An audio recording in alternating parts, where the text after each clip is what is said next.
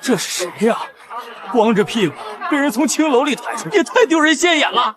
还能是谁？整个天下就只有魏国公之孙大魏第一纨绔魏渊能干出这么荒唐的事儿了吧？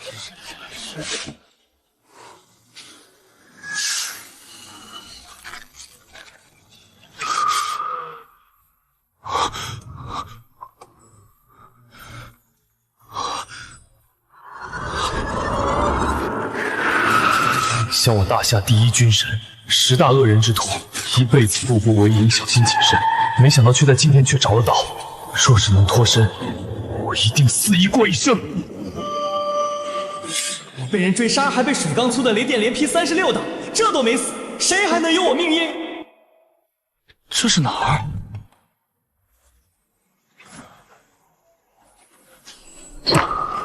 世子，我的太医来了，您撑住！您终于醒了，太医，您快给他瞧瞧。世子，我穿成了一个纨绔。原主满门忠烈，早年父兄战死，府里就只剩爷爷魏伯约和原主。1年前，原主偷偷潜入未央宫，给南昭帝最喜爱的女儿南枝公主下药，被人发现，南昭帝震怒要杀了原主，害得魏伯约白发苍苍，都要上阵挂帅郑军公，只为换原主一条命。原主懊悔不已，跑去借酒消愁。不知怎的，就去了青楼嫖到猝死，还连嫖6天，这是真纨绔啊！上辈子我步步为营，小心谨慎，却被雷劈死。那又怎样？既然上天让我重生，穿成一个纨绔，那我不如就顺心自缢一回。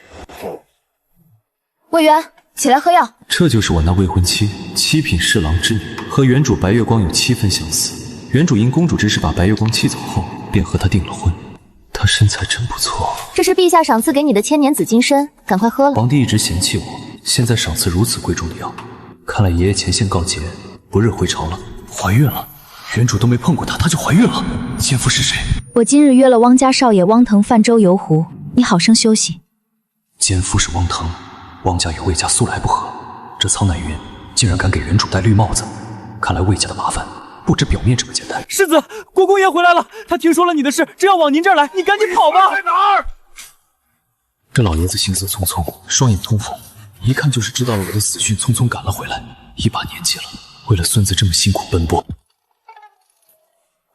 爷爷，让孙儿看看你有没有受伤。少来他娘的这一套！每次犯错都弄言辞孙孝的戏码，老夫都有免疫力了。嫖到猝死，真他娘的丢人丢到家了！副将，将这龟孙儿送去禁闭狱，7天免给思过。我这辈子戎马一生，威名赫赫，到底造了什么孽，才有这样的混蛋孙子？不是，爷爷，你听我狡辩。不，解释。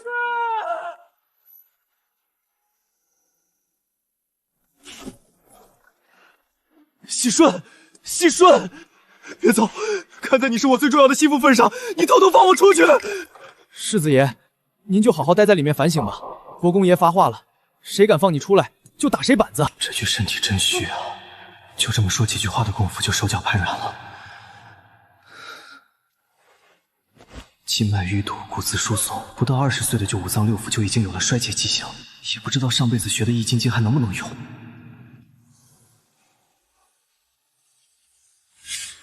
还能用，用易筋经洗精伐髓，剩下的就用药物补助。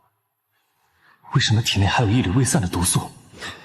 合欢神仙水，这种毒十分歹毒，与中毒者肾水融合，只要饮酒过量，就会被欲望冲昏头脑，一行房事就会毒发身亡。怪不得明明原主借酒消愁，却稀里糊涂去了青楼，原来有人给我下药。现在把毒排了出来，但是到底是谁要害我呢？世子，小的怕你关禁闭寂寞，给你送来个美女，还是个厨哦。不对啊，我现在身份是个纨绔，要想找出暗害我之人，不能崩人设，还得再装一段时间。有心了啊，小的就不打扰世子雅兴，好好玩。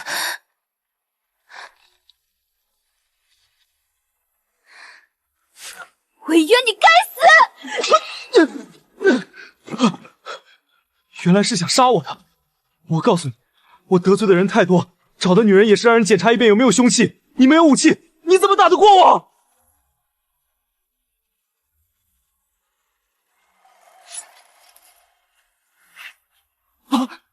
我去，你是从哪里逃出来的？就凭你也想杀我魏某人，不自量力的狗东西！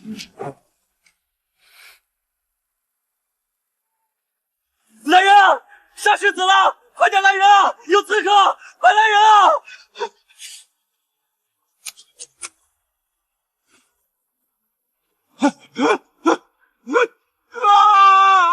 不要过来啊！我可是大魏战神魏博约之孙，本世子也是会武功的，而且老厉害了。还在装？我查过了，你不过是一个顽固，凭着一根无头枪杆还能打得过我？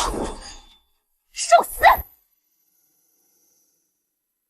陛下身为一国之君，九五至尊，深更半夜跑到我这儿土埋眉毛的耄耋老叟家中，不知有何贵干？亚父过谦了，您是我大魏的脊梁国柱。亚父得胜回朝，朕理应来看看您。当初九子夺嫡，老夫支持的是太子，而非陛下您。陛下心中一直恨老夫，这一点老夫清楚得很。不如打开天窗说亮话，陛下今日前来，到底有何目的？此一时，彼一时。况且亚父当初只是遵循父皇的旨意，并非是与朕作对。当年之事，朕早已忘却，亚父无需再提。朕此次前来有2件事：第一，担心亚父身体；第二，商谈魏渊与南枝的婚约之事。当今乱世，四周列国对我大魏虎视眈眈，有我魏伯约在，他们不敢造次。但老夫此次大战受了重伤，命不久矣，留给陛下破局的时间不多了。朕知道了，亚父。接下来就该谈谈南枝和魏渊的婚事了。公主下嫁，我魏家自然不敢怠慢，彩礼就是老夫留在宿边的30万魏家军。既然如此，那朕就不妨碍亚父休息，告辞。老夫恭送陛下。父皇，您真的要让儿臣嫁给那个纨绔吗？儿臣刚刚还听说，她就算被关禁闭，也不忘叫青楼女子。放心，父皇怎么会真的让你嫁给这样一个纨绔？只要30万魏家军到手，等亚父一走，便让魏渊追随他而去。只是要委屈你1年了，南枝。能为父皇分忧，是儿臣分内之事。魏公，南昭帝心狠手辣，你不担心南昭帝等你走后，一拿到30万大军，就把魏小公子……我别无选择，你知道吗？我此次出征，在匈奴皇宫找到了我儿孙被害死的证据，他们的死并非意外，而是人为。他们的死难道另有隐情？是谁？我这就去给他们报仇！沉住气！整个大魏都想我魏家死，现在我们要做的是护住那龟孙儿。得亏那龟孙儿是废物，不然早被杀了。让他和公主成婚，是我能想到的护他最好的办法。老夫时日不多，只能尽可能安排后事，不求那龟孙儿今后锦衣玉食，只求其瘦如龟即可。现在只希望他别节外生枝了。老爷，出大事了！世子他出事了！这龟孙儿他做什么妖？死！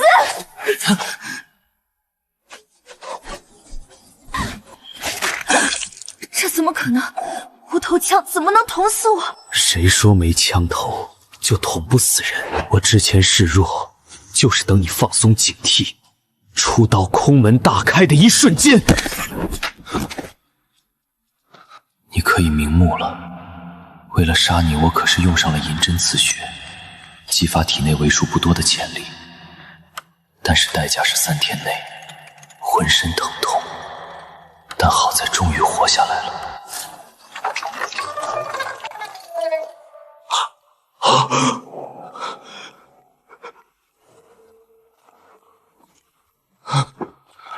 爷爷，他要杀我！王副将，你处理处理，务必要把消息封锁。爷爷没瞎，他手里拿着刀。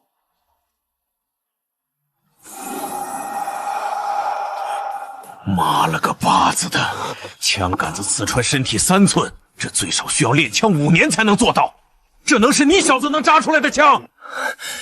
爷爷，我姓魏，江门魏家英雄种，先皇亲笔御赐魏家4字大字，勇冠3军。您当初可谓是银鞍照白马，飒沓如流星。我必然要学爷爷，画灵坛，上甘泉，自古功名属少年。妈了个巴子，从哪儿抄的词？文绉绉的，还挺好听的，像那么回事儿。爷爷，这是我原创。放你奶奶的屁原创！你什么文化水平，老子不知道。那年你因为一首《咏雪》，一片一片又一片，被白马书院退学，都成全京笑话了。虽然你夸的老子很高兴，但有件事你必须要答应我。爷爷，你说，和苍家退婚，与公主成亲。就这事儿，答应了。我知道苍乃姨和梁家丫头长得很像，但那猪就不是她，你反对也没用。娘的说啥？答应了。对啊，咋了？你对苍家丫头那么上心，应该一哭二闹三上吊的反对与公主的婚事。可你现在的表现不对劲儿啊！有佛跳墙，谁还惦记着咸菜滚豆腐？倾城公主难知，大魏第一美人，大魏第一才女，那小娘们长得那身材。龟孙儿，老子魏伯约，银鞍照白马，什么如流星？咋有你这么个废物龟孙儿？这杀手你从哪儿逃来的？我那还敢逃呀？是福顺送来的，他硬要我玩。金批免了，公主下嫁我魏家，这段时间你他娘的给老子消停点！再弄出那些主公下三路的破事儿，老子把你腿打断！杀手这件事，爷爷会处理妥当。滚！老爷，富顺死了，手下在城外运河找到了他的尸体。杀人灭口，老夫这辈子光明磊落，没想到晚年墙倒众人推。我命不久矣，死前也要拉个垫背的。我这就去，请您兄弟穆千秋神医，他可是江湖第一神医，鬼谷一门的掌门人，一定有办法为您续命的。世子，你的威名现在传遍京城了。啥威名？说你变态，把人姑娘把粑粑都弄出来，还给搞串成糖葫芦。我操，我的名声都被那些狗东西给败坏了。魏国公府被其他势力渗透成了筛子，刚发生的事，马上人尽皆知。喜顺，我说你写药方，然后先去药房抓2副药，再抬我去勾栏。世子，你都虚成这逼样了，还要去勾栏找女人，身体能受得了吗？我身体包行的啊，男人不能说不行。备轿去勾栏听曲。唉，老哥，你旧伤未愈，又添新伤，命不久矣呀。一把年纪了，生死早就看开了，我死也就死了，独独放不下魏渊那龟孙儿。老弟，老夫还有几日可活？3月，但有我出手，还能给你续命到1年左右。够了，足够我为那龟孙儿谋好后路了。魏公，世子出去了。也好，出去散散心也好。他去哪儿了？派人跟着了吗？让魏1、魏2跟着了。世子他先去了开了壮阳药，然后带着药去了勾栏。这龟孙这是要一边输出一边补啊，气死我了！如今多事之秋，他还如此不安定，这怎么还以为他转性了？你说这是魏渊开的药方，妙啊，太妙了！这剂量，这搭配，哈哈，老夫自诩神医，但与开这方的人，医术绝对在我之上。老弟，这就是个壮阳药方子，你不至于这样吧？莫非你也不是？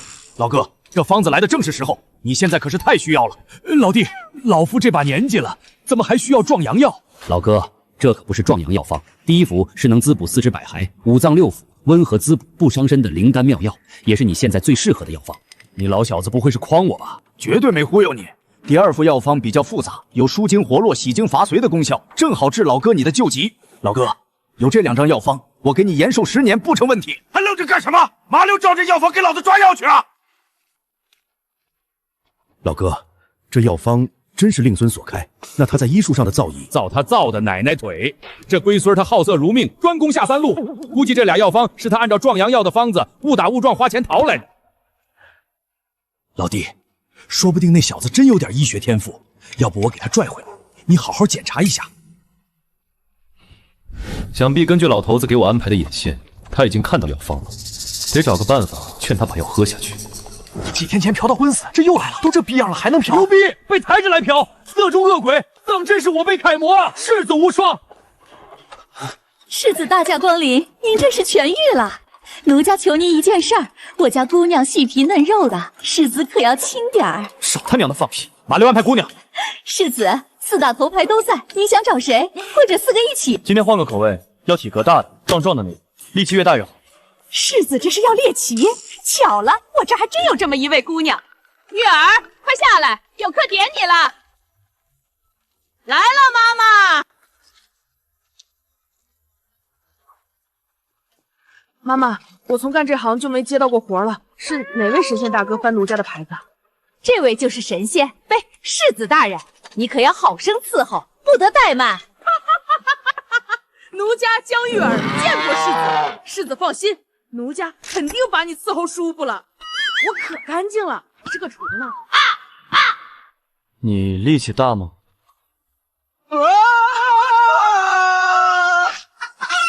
还是个练武的，我真是来对地方找对人了。好，就你了，跟我进房间。世子，奴家抱你走。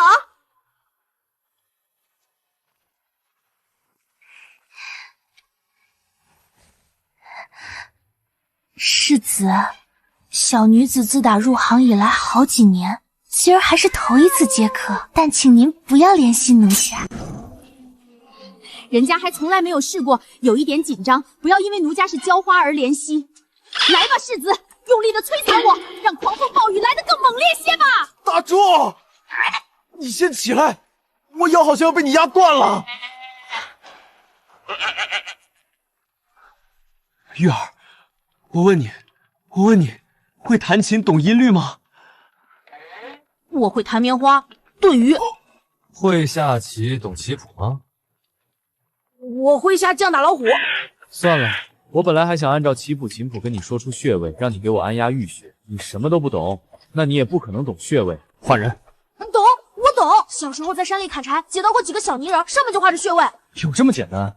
那我问你，14经穴是什么？361个穴位，分布在12经脉和任督二脉上，如晴明穴、大肚穴等。我操，还真懂！那你告诉我，风骨在哪儿？后脖颈。我还知道按哪些穴位能壮阳。就你了，先给我打1桶热水，必须要烧开的水，倒满整个浴桶。找我手下拿药材。好的。世子这是要鸳鸯浴吗？奴家这就去准备。壮士力能居顶，我愿奉你为大魏第一好汉。世子讨厌，你这样夸奴家，奴家会不好意思的。玉儿，手3阴经，从胸走手，从手走头走1遍，越大力越好，最好能透过皮肉直达骨。明白。肋骨太大也的裂了，你稍微轻点儿。世子，你还不如混世魔王抗案。混世魔王是谁？我在老家山上养的大狗熊。拿本世子和狗熊比啊！世子就是世子，这种顶级大河马都能驾驭得了，可就是这叫声有点恐怖啊！可想而知房间内的战况有多猛烈。玩的这么凶啊！这叫声谁玩谁呀？喜顺，听说世子找了个大河马，我可真是变态啊！我们也来真养真养。各位公子，我觉得还是不要看了，我怕长针眼。言之有理，风景撤呼。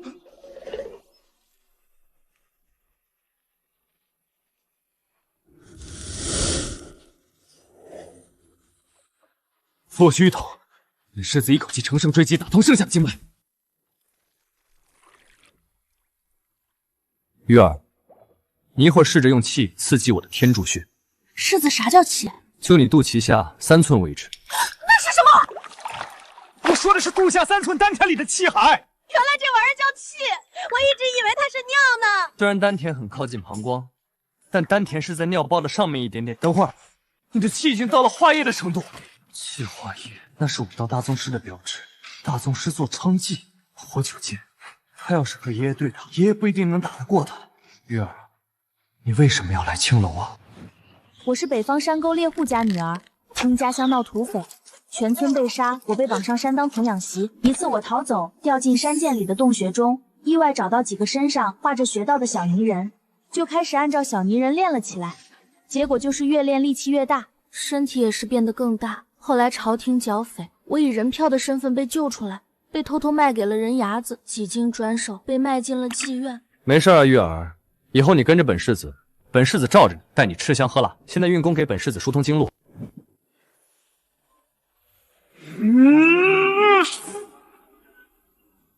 小爷我成了！我排出经络的毒素和杂质后，这合欢神仙水的毒素居然要靠肛门排出，不行不行，要窜了！好臭啊！世子玩的真变态啊，竟然这么我辈楷模，师祖无双啊！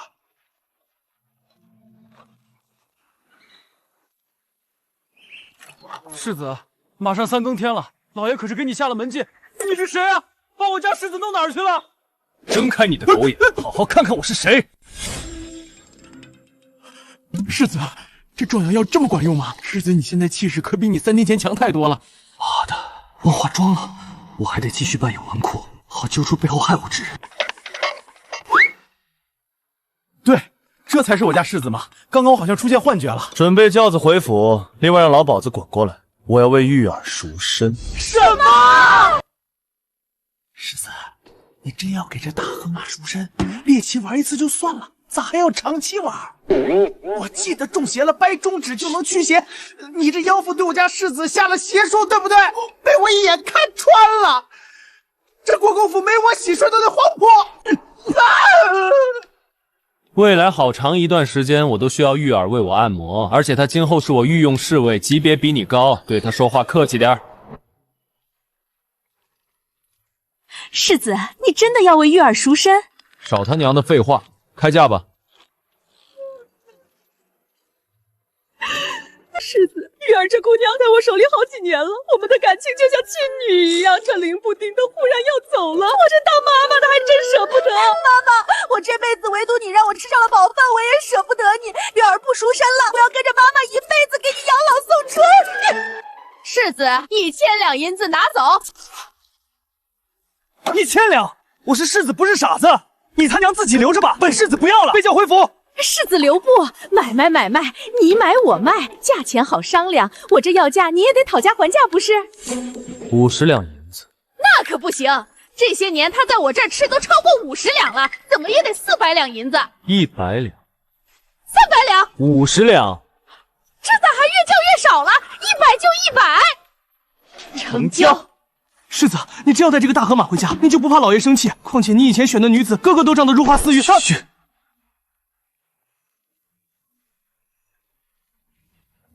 玉儿，你在担忧什么？我怕吃不饱。我堂堂魏国公府，怎会缺你吃食？今后放心大胆吃，咱想吃啥就吃啥，吃到饱吃到撑，还不用你干活。世子，你可能不知道我能吃1顿10斤米呢，这天底下哪有白吃饭的道理？世子，你别嫌弃我吃的多，不要我了，我不想再挨饿了。10斤米，你1顿100斤米，本世子都养得起你。当然也不是让你白吃饭，你今后可以保护本世子。谁打我，你打谁，我让你打谁，你打谁。可打人犯法。犯法？老子他娘的就是王法。后面有2根砒霜，给我把他们俩揍一顿，记住收点力劲，别打死打残，我不好像爷爷教的。明白，世子。好好干，回家以后让喜事安排厨房，给你炖几只鸡，焖一大锅饭当宵夜。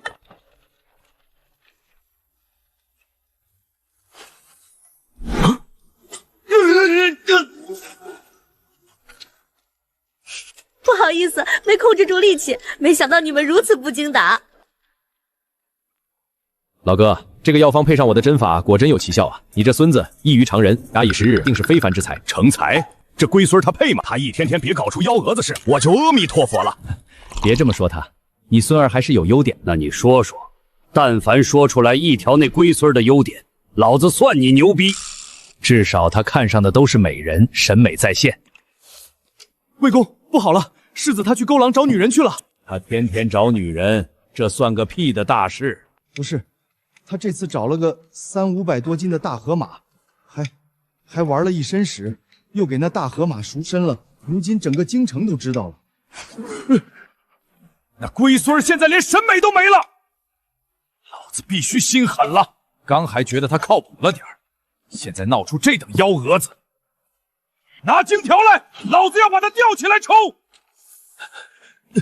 魏1、魏2，你们怎么回来了？渊儿呢？是不是遇刺了？魏公，世子他没事，我们这一身是被世子打的。放屁！真打起来，他连个娘们都不一定打得过，能打过你们2个国公贴身侍卫？你们可是在战场上厮杀过的。不是世子，是世子身边的大河马，他就不是个人啊！2米多高，300-500多斤，抓住他脑袋就往地上摔。根据残留的气来看，对方绝对是个大宗师，此人你我联手都不一定能打得过的。世子为什么要让他打自己人？对他们还手下留情了？他此次行径在告诉老夫，自己不是顽劣，反而行事有方。此事不要外传，偷偷调查江玉儿，向我汇报。渊儿回府，让下人们好好侍候他，营造我纵容他纨绔的假象。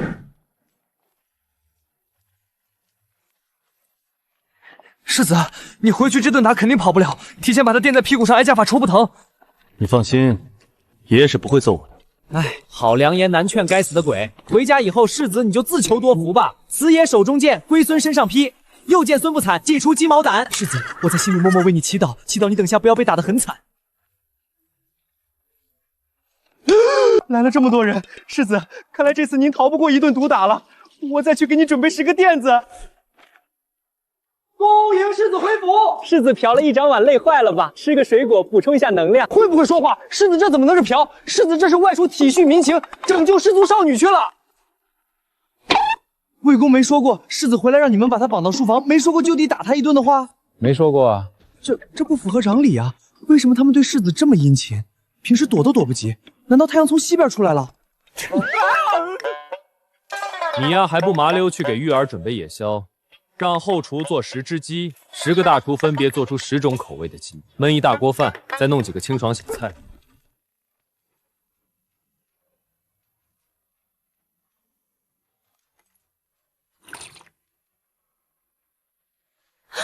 都是我的，可以随便吃。都是你的，不够让他们继续做。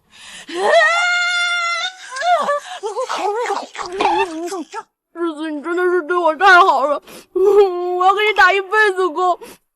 世子，你家有个人太没礼貌了，这么宽的路他非要撞到我身上，我一下就把他推开了。估计是爷爷派来调查的人吧，别把他弄死。魏公刚刚北方传来的飞鸽传书，这江玉儿调查清楚了，身份很干净，基本可以排除敌方势力乘机接近魏府的可能。你胳膊怎么了？末将刚刚假装不小心和他撞了一下，想要试试他的实力如何，结果胳膊瞬间被撞脱臼了。哎，他太能吃了，吃了10只鸡，1大桶米饭。不要钱的大宗师，吃点粮咋了？以后渊儿要做什么事，你们尽力配合，但是必须和我打报告。遵命。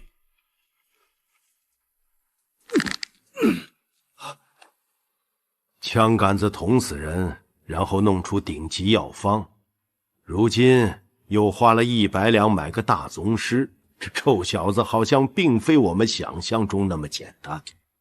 接下来我们就看看他还能给我们什么惊喜吧。有大宗师在渊儿身边护着，相信应该不会再出什么意外了。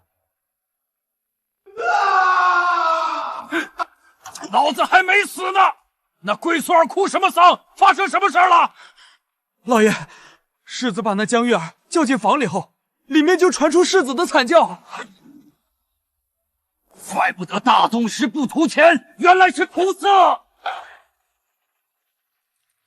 老哥，听闻那女人修为不低，但我们俩联手应该可以打个平手。不信咱老哥俩去和谈判，让他放过渊儿。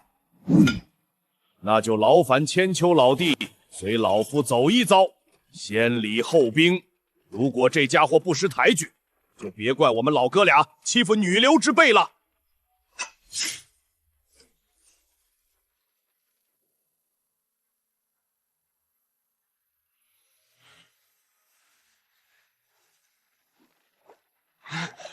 继续，不要停！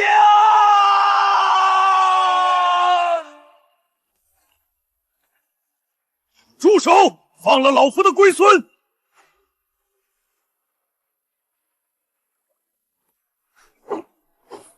你们谁啊？来挑世子的事儿，也看我答不答应！玉儿，住手！那是我爷爷。爷爷们好，我叫江玉儿。爷爷，你来找我有何事？女英雄，我们来问你中午想吃什么？吃什么都好，管饱就行，我不挑食。那告辞。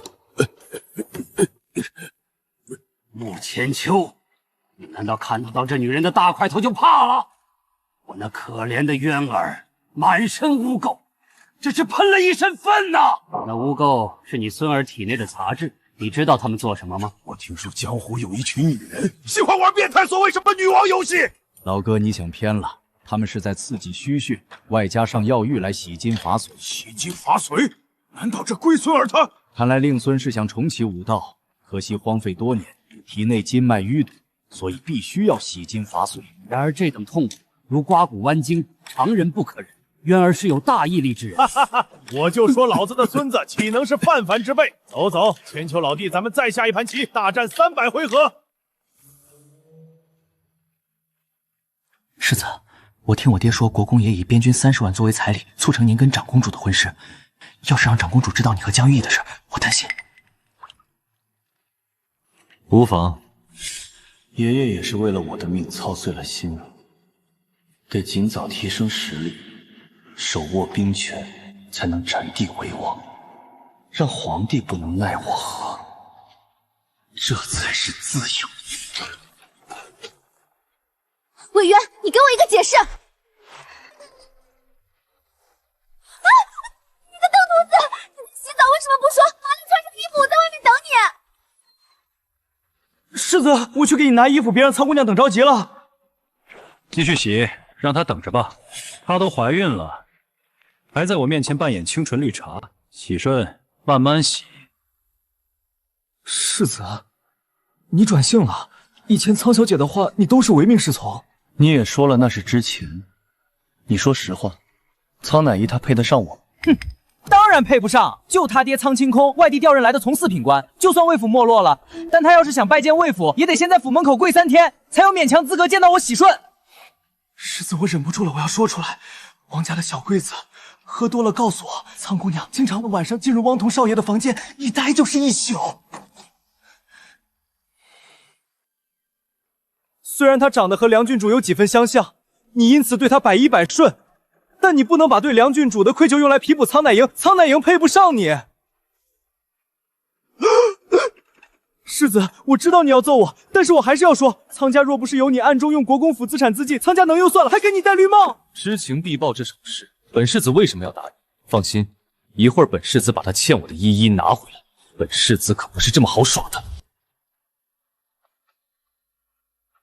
魏渊，你好大的胆子，竟让我家小姐等你这么久！喜顺，掌嘴！我不喊停，继续打。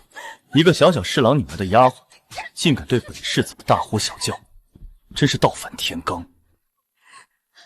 找本世子何事？魏渊看我的眼神怎么这么鄙夷？不可能，他对我百依百顺的，一定是看错了。魏渊，我今日来找你要说法。昨日你把女孩玩弄死，又在青楼那种地方猎奇，找那么胖的女人，你让我颜面尽失。我很生气，我父亲也很生气，所以我觉得把你魏家在前门的10家铺子给我父亲当赔礼。你不说我都差点忘了，半年前你父亲想要上下打胆诱签，找我借了3万两银子，记得明天连本带利还，就按照大魏最高利率连本带利还10万两。什么？你让我还钱？是我听错了，还是你说错了？我没说错，你也没听错。明日不还钱，后天就变成20万两，大后天40万两，想赖账也行，但你会看到魏家军入府的一幕。魏渊，你这样做就不怕我不理你吗？别太把自己当回事。你一个外地来的4品官员之女，对你好你不知珍惜，那我们就一拍两散。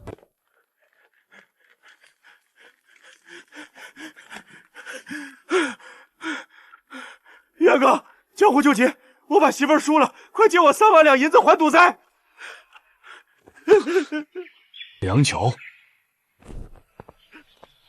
梁国公之孙，号称京城第2纨绔，文武全废，以前经常与我厮混，是我白月光梁红超的弟弟。苍姑娘也在呀，每次见你都能想到我老姐，的确有5、6分相像。哼，元哥救命啊！我也不知道为啥上头与汪腾一直赌一直输，还输了未婚妻。你得借我钱，否则回家肯定会被我爹打死。我刚大难不死，还和公主订婚，汪腾这边就设计梁球赌博，让他来拉我下水。钱肯定是不借了，但我可以帮你赢回来。喜顺别打了，叫上玉跟本世子出门。元哥别闹了，你还是借我钱吧。谁不知道你魏渊10赌9输，啥时候赢过啊？少他娘放屁！要么滚蛋，要么前方带路，自己选。我的六师傅可是出身千门，我更是习得他一身本领。这汪堂想在关公面前耍刀，银行门口卖切糕，那我不宰他一顿说不过去了。明天看不到10万两银子，别怪我把你全家女性送去教廷司，包括你们芝麻官父亲在内，所有苍家男性发配边疆死囚，应当敢死队。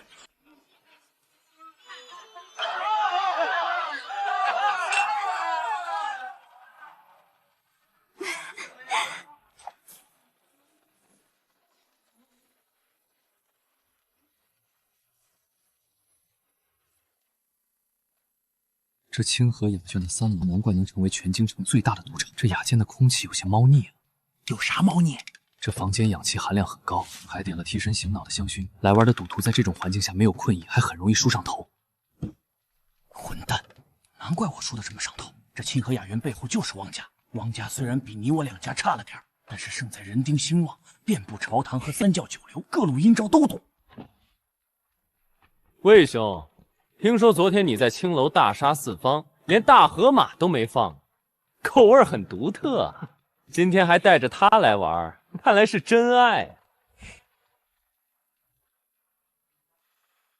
去你娘的小王八！本世子要替梁球把钱赢回来。既然魏兄上赶着送钱，那小弟就恭敬不如从命的笑纳了。玩什么魏兄决定。那就手子压大小吧。买大买小。压定离手，买大556大，看着没？本少爷赢这小王八就是玩，划他就是传，小小汪腾拿捏，太得胜，渊哥牛逼！魏兄继续吗？继续啊！我说了，我要把梁球输的都赢回来。好，继续。小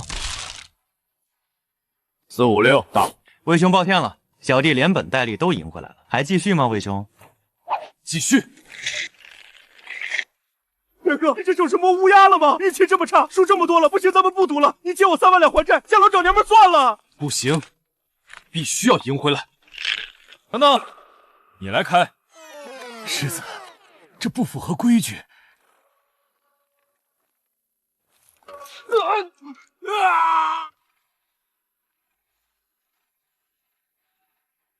你出千被我抓到了，按照赌场规矩，废了双手。我杀了你！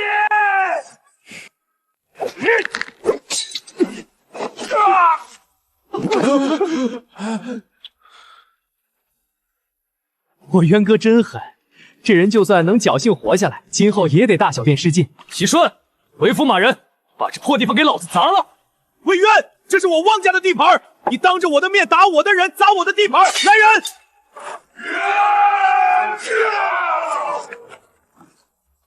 汪腾，我在汪家的地盘，你叫人杀我？走！汪家想让魏国公府绝后，我进殿找皇帝，问问9龙以上我那老丈人，让他说这事该咋办？魏兄别这样，这可是诛9族的大罪。况且刺杀世子，何必说还是汪家人，又在汪家的场子，事情真闹大了，汪家也是难逃其咎。魏兄你赢了，这事你想怎么办？就划出个道来，我汪腾接了。先把骰盅开了，免得你说我耍赖，所以你开。一码归一码，你现在欠我1万两银子，等会儿再说。不过分，魏兄想要什么，直接说便是。我也不贪心，我就要这场子。啥玩意儿？你要清河雅苑？告诉你，不可能！我知道你不，我为什么敢提？那是因为这是谈判中常用手法，通过提出一个极端条件，迫使对方在心理上接受一个较为温和的条件。梁球的赌债一笔勾销，另外你再赔偿本世子5万两银子，当做的精神损失费。好。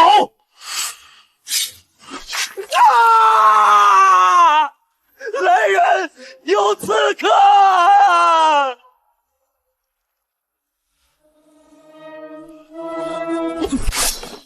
皇上，这是我表哥，他精神不太好，求求你们放了他。蔡状元一点医药费我全付了。这当无事发生。我蔡坤乃当今状元，天子门生，这个狗东西敢刺杀我，把他拖出去宰了。另外，杜三娘管教不严，掌嘴100。两位世子，看在往日交情上，救命！救命！你就是一个老暴，本世子和你有鸡毛交情。以往汪腾给自己下头做局，这杜三娘都隐晦的提醒过自己，只不过那时候自己太傻逼，没听懂三娘话里面的提醒。汪腾，裴蔡生再加上把这三娘和他表哥给我，那5万两银子可就得变成3万。好说，还依依不饶，没看出魏渊在给我台阶下，真要闹到皇帝那儿去，我们都讨不了好。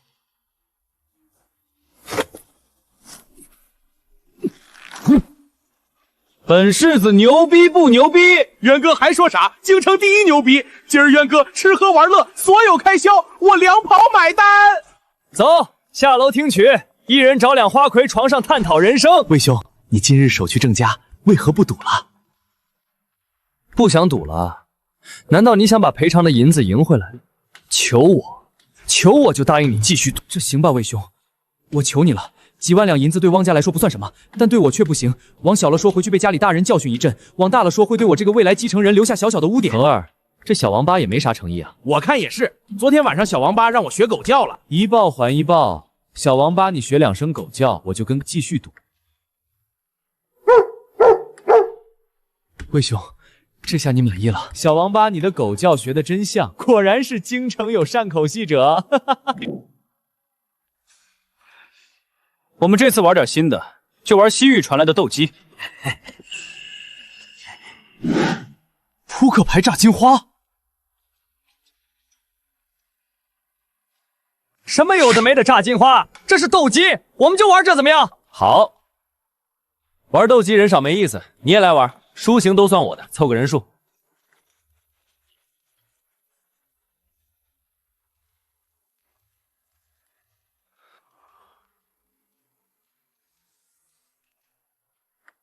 元哥，这牌有点邪错，要不咱们别玩了？不行，必须干到死！我这把手气好得很。好一局冤家牌，这是准备要收网了。我这次不把你输得倾家荡产，我不信魏。兄弟，我们这次玩把大的，借5万给我。这5万不是小数目，魏兄想用什么抵押？你想要什么？我要他。我和玉儿情同手足。得加钱，我借10两给你。行，签契约吧。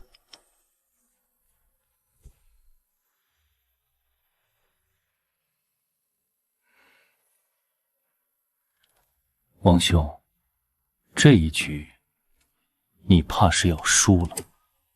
我押1万两。玩这么大，你俩主角玩吧，我先弃了。豹子，小王八抱歉了，是本世子赢了。魏兄且慢，你可不一定赢哦，我比你大一点哦。魏渊啊魏渊，感谢你为我送钱，今日我王某人就让你知道什么叫人外有人。你不仔细看看你的牌，我们赢了！你出钱，我明明是豹子。难道玩不起？呸！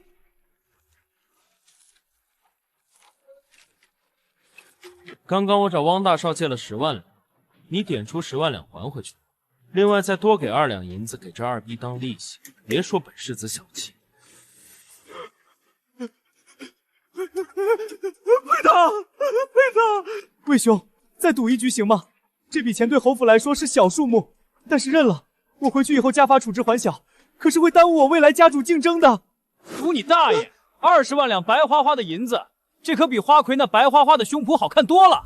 元哥，没想到你竟会签术。这汪家靠着掘墓发家，要不然咱们配合一下，把他家所有的宝贝，包括这清河雅苑都赢过来。你挺贪啊，但今日之后，估计京城没人和我们赌了，所以玩票大的，狠狠干这小子一把，把这些年他从我们身上赚的都赢回来。掘墓发家。那就是说我想要的灵官之也有了，那可是给爷爷续命的良药。也行，但怕这小王八玩横的，你先安排人去梁家调1000侍卫，我让喜顺去魏家调1000侍卫。哼，渊兄你真坏，楚地也不善啊。彼此。赌可以，必须4个人一起赌，后面赌都必须赌大的。行，赌，让蔡坤过来加入我们，输赢都算我的。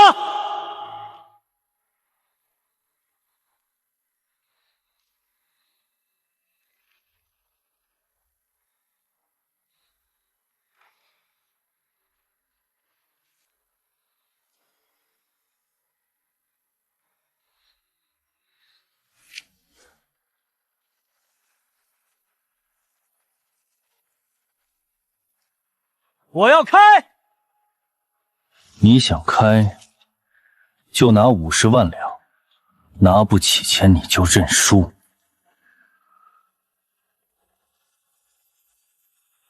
钱我的确没有了，但我有这清河雅苑，市值80万两，我当50万两押。行，房契地契拿出来，然后咱们签字画押。别赌，有古怪，少拦我！你不过是我家一个赘婿，还敢拦我！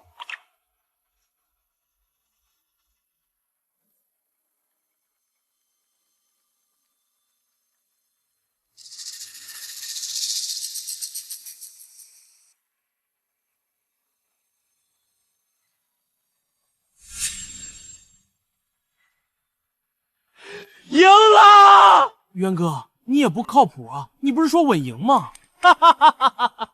魏渊能靠谱，母猪都能上树，清河雅苑保住了，还把之前输的都赢了回来，而且又多赢了15万两，美滋滋，美滋滋啊！抱歉了。算了，都是兄弟，而且渊哥你也是为了帮我赢回来才来的赌场，输就输了，大不了回家一顿勾。我应该把你的牌早点打开的。你快打开牌。开鸡毛，我就1。唉，3个4，豹子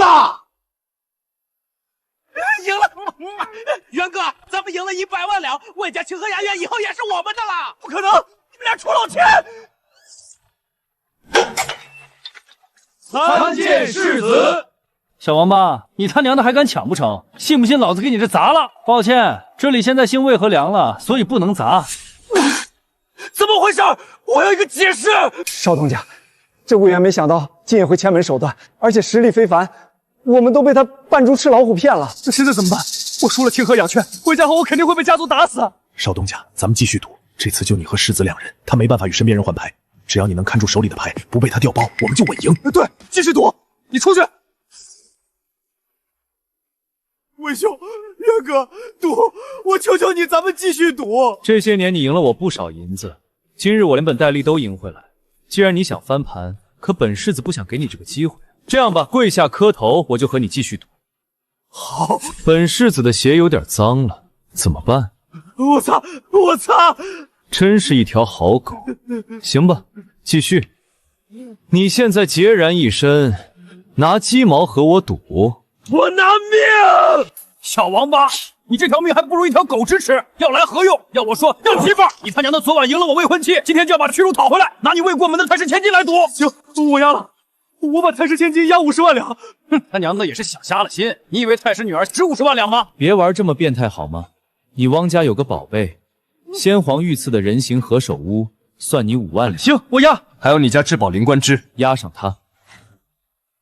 我不能做主。还真有，基弟，今后这场子可就是咱们的了。这清河雅苑可是日进斗金啊，今后咱们也就不缺钱。赌了！让他签字画押。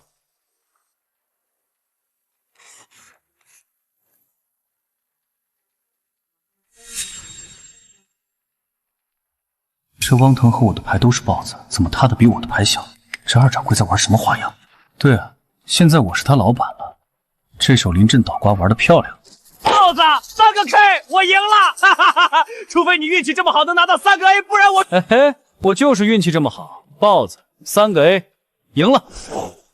是你坑我，汪少爷，小人只是个发牌的，何来坑你之作？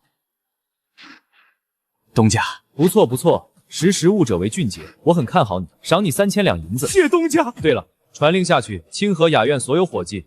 除了汪家的人，其他人职位不变，没钱还在这玩鸡毛。遵命。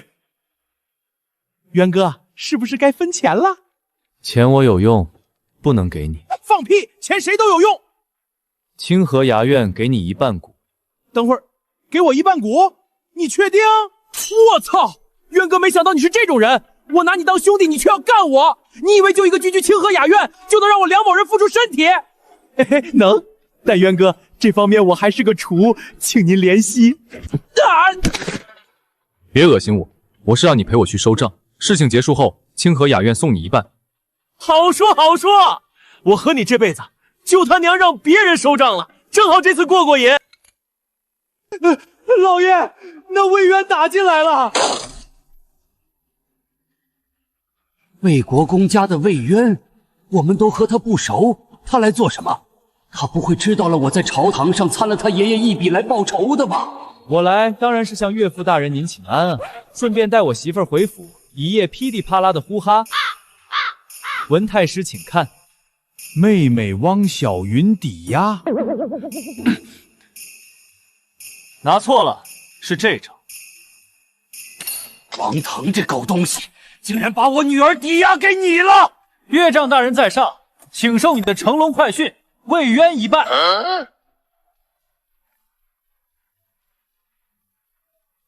你就是文月丹吧？快让夫君我亲一口。小女孩含羞，为夫都懂，但你放心，等下把你送去魏府，我会轻轻的，绝对不会下重手，就是不知道你扛不扛得住了。放肆！魏渊，你给本太师滚出去！我操，玩横的是吧？你女儿现在是我媳妇，我摸一下咋了？白纸黑字，签字画押，我有理我怕谁？都给老子进来！把我媳妇拽回魏府！不要！你马上滚！要不然老夫就要进殿面圣告御状！你告啥也没用啊！我有理我怕谁？文太师经常贪污受贿，勾栏听曲，叫坊滋玩女人，还在朝中站在我魏家的对立阵营。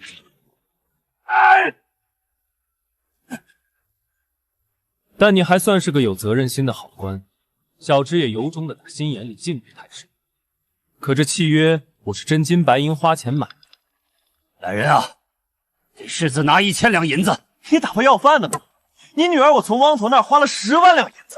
魏渊，你少在本太师面前耍无赖！真逼老夫进殿告御状，你吃不了兜着走。无所谓，反正你前脚进京，老子后脚就把你女儿拽回府。咱们赌赌看，是老子的出枪快，还是皇帝救兵来得快？老杂毛，要么给钱，要么把你女儿带走。嘿嘿，你也不想你女儿被卖进教坊司吧？你们要多少钱？20万两银子。放屁！你们怎么不去抢钱庄？抢钱庄哪有抢你来钱快？求弟，你说咱们的文妹妹妹如果被送教坊司，会有人出高价吗？必须的。汪腾那小王八仗着汪家人丁兴旺没少得罪人，他的未婚妻再加上太师女儿这层光环，肯定会有公子哥一掷千金买单妹妹一夜春宵。渊哥，清河雅苑如今都是我们的了，为啥要把这好资源送去教坊司，直接在我们的场子拍卖单妹妹多好？求弟言之有理，愚兄受教。渊哥过谦了。清河雅苑都被你们拿走了，汪腾疯了。20万两银子，我给你开一张收据。去账房拿钱。老爷，他这是敲诈你！我让你拿钱还不麻溜快去！本太师现在多一眼都不想看到这2个货。渊哥，这老杂毛咋回事？竟然如此轻易的妥协我们过分要求，而且连价都不讲，这就叫阳谋。啥意思？文太师看懂了汪腾那小王八是真废物。文太师把女儿许配给他，就是为了政治联姻，但如今一个废物还连个旗毛衣，那为啥不退婚？文太师当朝一品，但与4公8侯的汪家相比差不少，所以他敢退婚打脸汪家吗？然而当他手握20万两的收据，可就不一样了，占了理，所以汪家肯定会把这笔钱赔给文太师，再顺理成章的提出退婚。到时候是否还和汪家其他子嗣联姻，那就要看文太师怎么做。渊哥牛逼！我咋感觉你从上次差点死在娘们猪皮上后，就大业大悟了，变聪明了？每个人都在成长，求弟你也不差。那是，我和我姐可以算得上是文武全才，梁家有我们俩，何愁不行？咱们现在去哪儿？当然是去汪家收账。小的们，把侯府给本世子包围，连一只苍蝇都不能放出去。哼！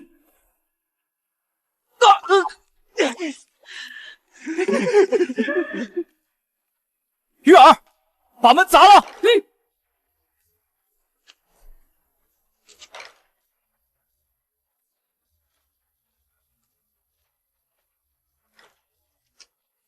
魏渊、梁球，你们俩带兵跑我汪家做什么？不干什么，把他抓过来。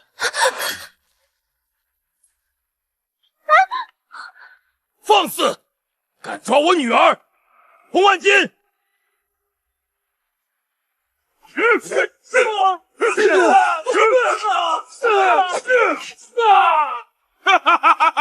有我铁掌无敌洪万池在此，尔等谁敢造次？这叫童婉之的家伙很厉害，所以你不用留手，全力揍他。明白。块头大不代表就能打，今日我就告诉你这大胖娘们儿，武学的真谛是。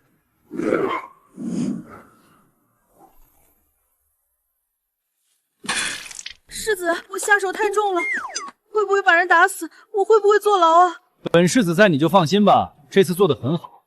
还他娘的铁掌无敌，绰号起得响亮，结果就是个银样枪头，废物东西。把王小云给本世子抓来！我看你们谁敢动粗！我可是金科状元天子门生，你们要敢对我动手，那就是有辱地位砍头的大罪。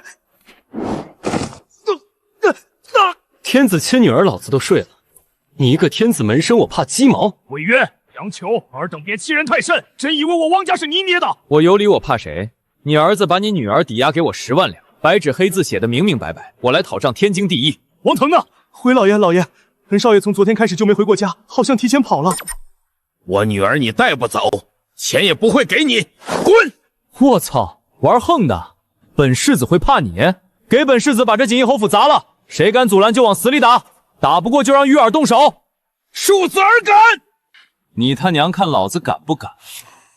我爷爷刚立下不世之功，本世子眼里还有谁？哼，况且我有理，我怕谁？砸！现在她是我的婢女，把她给老子拴在马车后面，脖子上挂个汪府千金的牌子，游街示众。韦渊，你这样做可想好了后果？啥后果我听听。而且你汪家再牛逼，能同时报复魏家和梁家吗？这魏渊身后是魏博越，有魏博越在一天，没人敢明面上动魏渊。这梁家一家废物，可是出了个镇守戍边、拥兵自重的梁红婵，就算告到皇帝面前，皇帝是和稀泥。让所有人住手吧，你直接说想要多少钱？20万两银子。放肆！原我看你是小辈，与你和颜悦色，竟不识抬举狮子大开口。忘了与汪叔说了，你儿子把清河雅苑也输了，想要赎回来吗？他输了清河雅苑，多少钱？赶紧报个数，我要卖回来。清河雅苑可是销赃的地方，可不能给了这小子。我最尊重的汪叔叔，清河雅园的事往后挪挪。现在谈的是汪小云，20万两银子你给还是不给？不给的话，清河雅园你也别谈了。好，20万两银子我给。现在谈谈清河雅苑吧。一码归一码，先把这笔账的钱给了。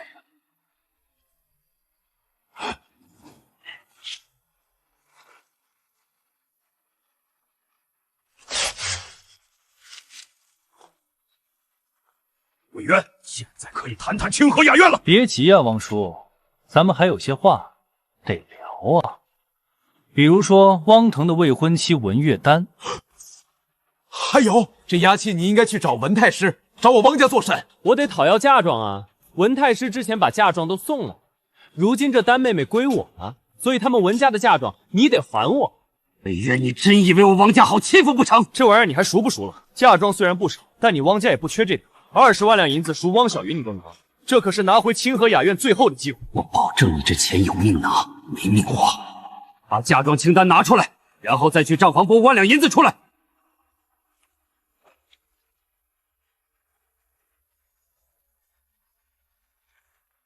这清河雅苑，汪叔别急，咱还得聊啊。这人形何首乌，还有他老母，还有连这些都输了。王叔，您看，这何首乌跟清河雅苑比，就是一粒小芝麻。当然，这次我不要钱，就要药材。听说这玩意儿入药能壮阳，给他拿。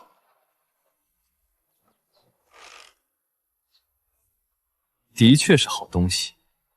先别提清河雅苑，汪叔，咱还得聊啊。还聊？那逆子到底输了你多少？等我找到那逆子，非得把他腿打断。这灵官枝，这东西我们家也没有，冤有头债有主，你去找汪腾要。我刚刚偷偷跟踪管家到祠堂，汪家的藏宝石应该就在祠堂下面。今天这灵官枝你就是给也得给，不给也得给。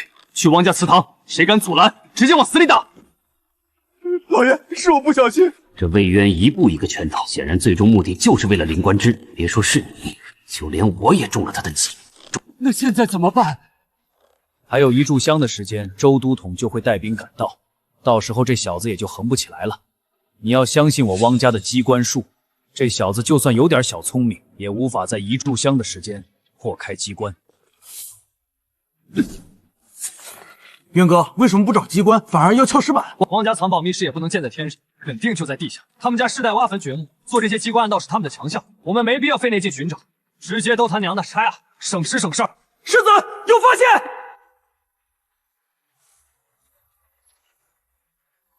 月儿，用尽力气往下砸，回去给你弄好吃的。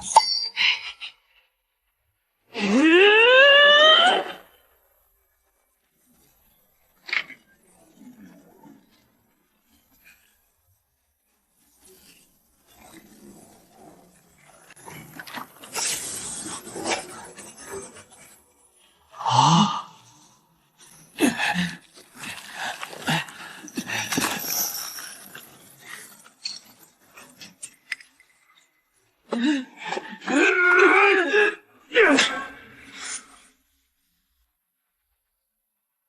这可是前朝第一猛将宇文定方的配偶，三挺宝奇的，以后就叫三挺宝渊刀。玉儿，这刀重333斤，给你用，正合适，送你了。有空我再教你一套刀。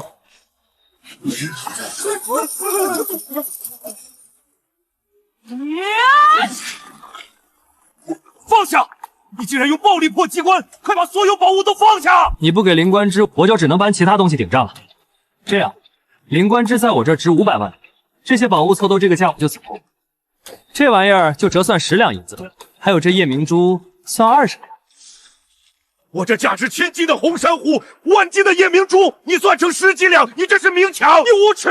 我要告！王叔，这些玩意儿阴气太重，不像是好盗来的。就算我都拉走，你敢向皇上如实禀报吗？还是说你敢去我魏家把东西抢回来？灵官之本来就是你儿子输给我，把他给我也算物归原主。这些东西我一律不碰，如何？我如你答应的何？反正宝贝到手了，你乐意骂就随便骂吧。一株灵官之换这么多宝贝，值。魏监职，我们有话好好说，商量一下。我知道你想拖延时间等救援，这小把戏对我没用。我只给你半盏茶的时间，如果还看不到灵官之，我把这些东西都拉到魏家。有能耐你就在我爷爷眼皮子底下把东西抢走。去我书房的暗格把灵官之拿来。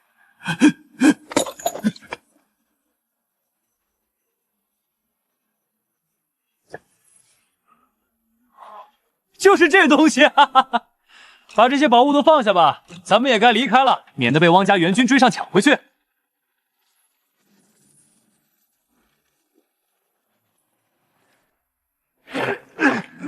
把汪腾的逆子找到，我要当众把他活活打死。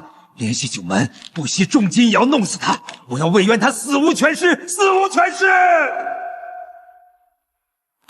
千秋老弟，有了这顶级滋补药汤，我还能活多久？老哥，实不相瞒，原本1年，有了渊儿给的药方，如果你不大动干戈，安心静养，能有2、3年的寿命。只有2、3年吗？我这把年纪死就死了。唉。可我唯独放心不下那龟孙儿，没有我的保护，他可咋办？魏公，世子和梁世子跑去清河漾崖赌博去了。这龟孙儿每次都被汪家的小字儿当怨种骗钱，这次他输了多少？没输，反而赢了，光银票赢了30万两。赢了是好事，你为这副表情。不光如此。还把汪家日进斗金的清河雅苑迎来了，世子还把汪家少爷的未婚妻迎走了，还敲诈了文太师20万两银子。是不是这件事还有后续？有，世子带着梁世子和2家的府兵浩浩荡荡去了汪家，要抢汪家大小姐汪小云，还说人家姑娘长得丑，白给他们一个木耳。老哥，抱歉了，没忍住，你们继续。这件事闹得太大了，太师和汪家都不会善罢甘休。但好在那龟孙手持契约，还把梁家拖下了水，否则单凭我也很难给他擦屁股。老爷，世子说了，这些东西必须让你亲自打开。好家伙，都快长出5官了，宝贝，真是好宝贝。老哥，有这东西，我目前求用人头，保你还能多活2年。整块羊脂玉抠出来的盒子，这里面得是什么惊世宝贝？灵冠之，灵药榜上排进前3，只有在传说中才出现的灵药。老哥，有这东西，你最少还能增寿10年。这龟孙儿如此大动干戈，原来是为了我这把老骨头。渊儿长大了，懂事了。那龟孙儿还跟你们说啥了？说这些药我们必亲自交到你手里，要再丢了我们俩也抹脖子自杀。还说让后厨给我做20只鸡吃，随便吃，自己去后厨点菜，想吃什么吃什么，想吃多少就吃多少。魏公，我去梁家让梁王爷过来，和你商讨如何给王家一个交代。交代？交代什么交代？老子多活5年，多保大魏5年，这交代够不够？老哥，是10年，不是5年，你得相信我的医术。我不是不相信你医术，而是南诏帝生性多疑。如果说10年他疑心病又犯了，所以5年不多不少，正刚好。那龟孙儿为什么不回家？跑哪儿去了？世子说要操劳今日跟他要债的3军，给2000侍卫每人20两银子当奖金，然后请客去清河养轩大吃一顿。不愧身上流淌着魏家血，爱兵如子，这点随我。世子还说清河养轩是自家买卖，所有侍卫找姑娘嫖半价，狗改不了吃屎，这点不随我。世子不知这力道，您可满意？还行。世子，如今您是老板，小蝶和小爱都是您的文人，您可要连丝，折腾坏了可就不能为您赚钱了。老子名声就是让你们败坏的。三娘，最近来玩的人有没有钱庄银号的掌柜，或者是大型拟行的掌柜也行。钱庄、拟行，世子你要做什么？本世子要投资。还真有，刚好过来吃酒。沈掌柜，本官这就先告辞了。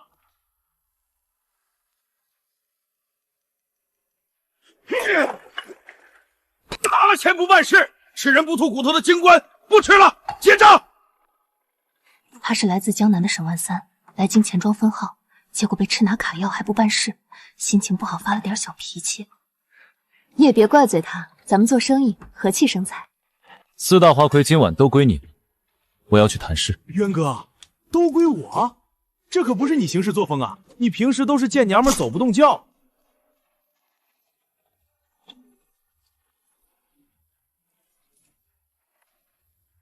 沈兄，请留步。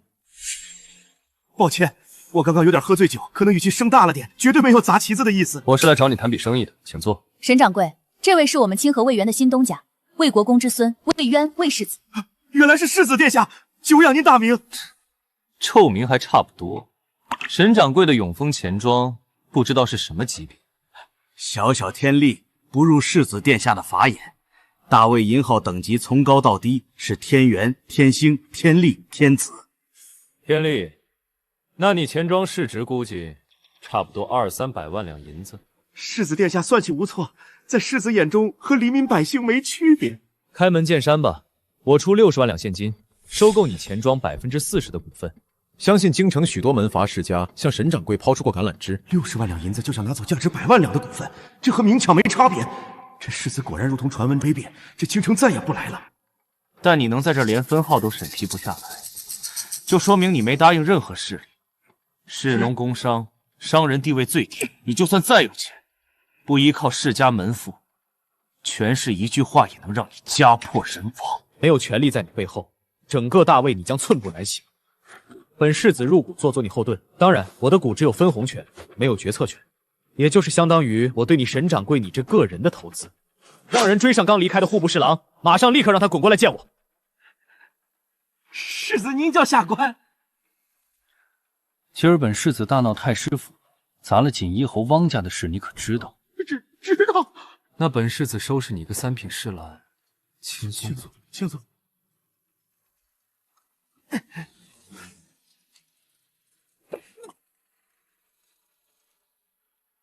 你他娘不要个碧脸了！永丰钱庄这本世子的买卖，你都敢吃拿卡要？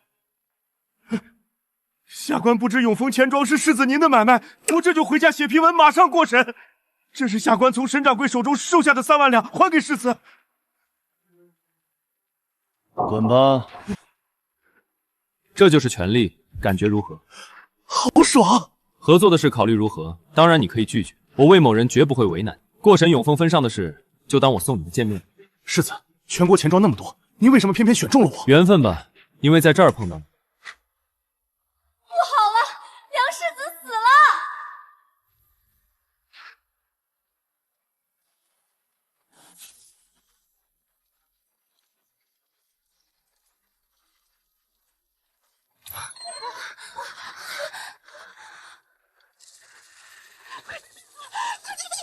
梁世子猝死！合欢神仙水，三娘，让人去茅房弄一桶脏水，快！把所有壮阳的大补药拿出来，塞进梁后嘴里，出事我兜着，快！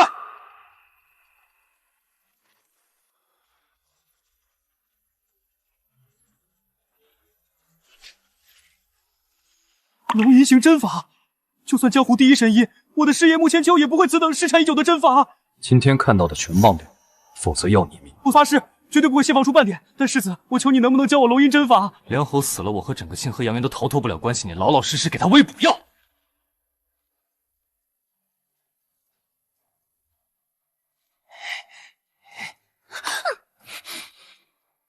掰开梁雾的嘴，一滴不剩的全部灌下去。世子，梁世子死在这儿，清河雅院的人都跑不了。但你不同，梁家也不敢惩罚你。但你要是往尸体里灌脏水，梁红山绝对不会放过你。三娘，你别质疑东家，东家让你做什么就做什么。你要选择相信东家，他的医术。出事我兜着，灌！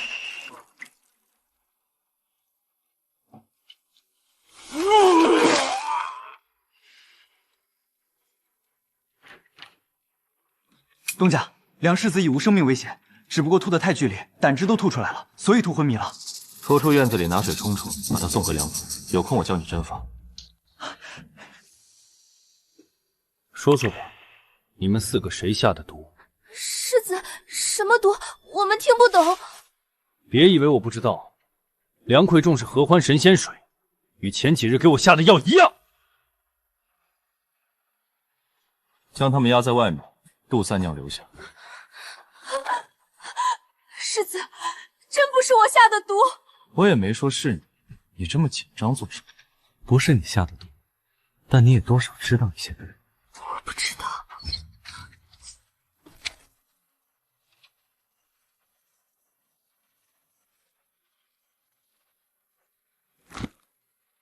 小小易容术，你能骗过汪腾那傻子，可骗不了我魏某。长得还真不错，可不敢用真面目出人。难道你是通缉犯？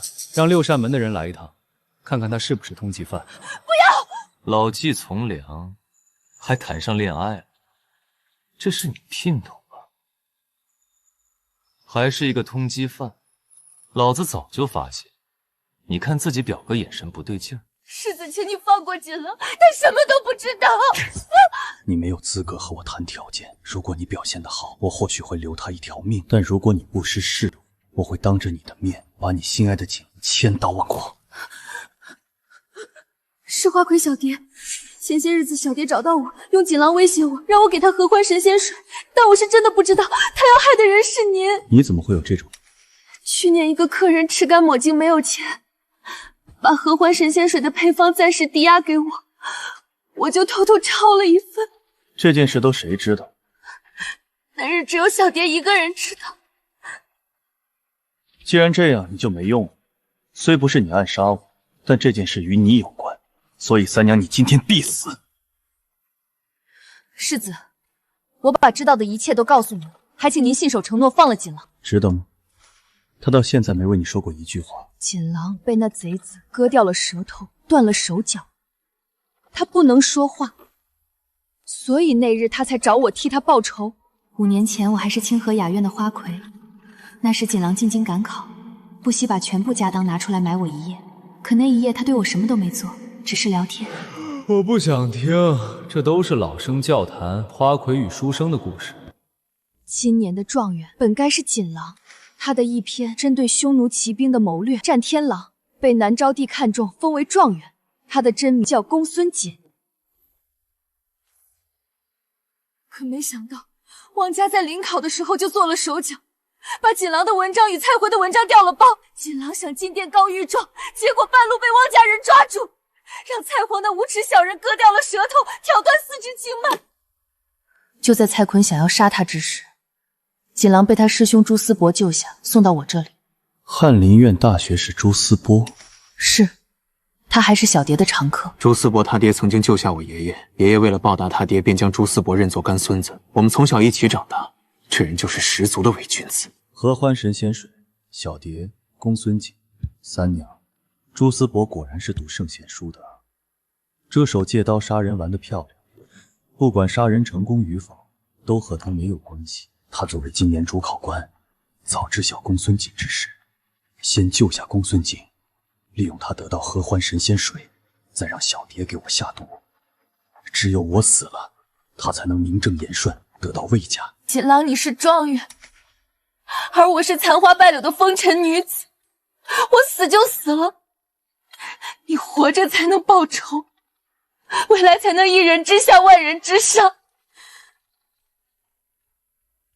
世子，你要杀就杀我吧。去拿棋盘，我和他以棋局代替战场杀一盘，只要他能赢我，我就放了你们俩；如果不赢，你们两个都要死。和世子博弈，锦囊你有状元才，他魏渊就是一个纨绔，狗屁不会，你肯定能赢。世子对不起，我不小心把心里话说出来。真想现在就把你弄死了！快去拿棋盘。白先黑后，既然你让我先手，那我就不客气了。义子天元，先手次战天元，要么是棋道小白，要么是对自己的博弈之术登峰造极之境的棋圣。世子，你这是故意要放我们走吗？杜三娘，你这是在质疑我的棋力？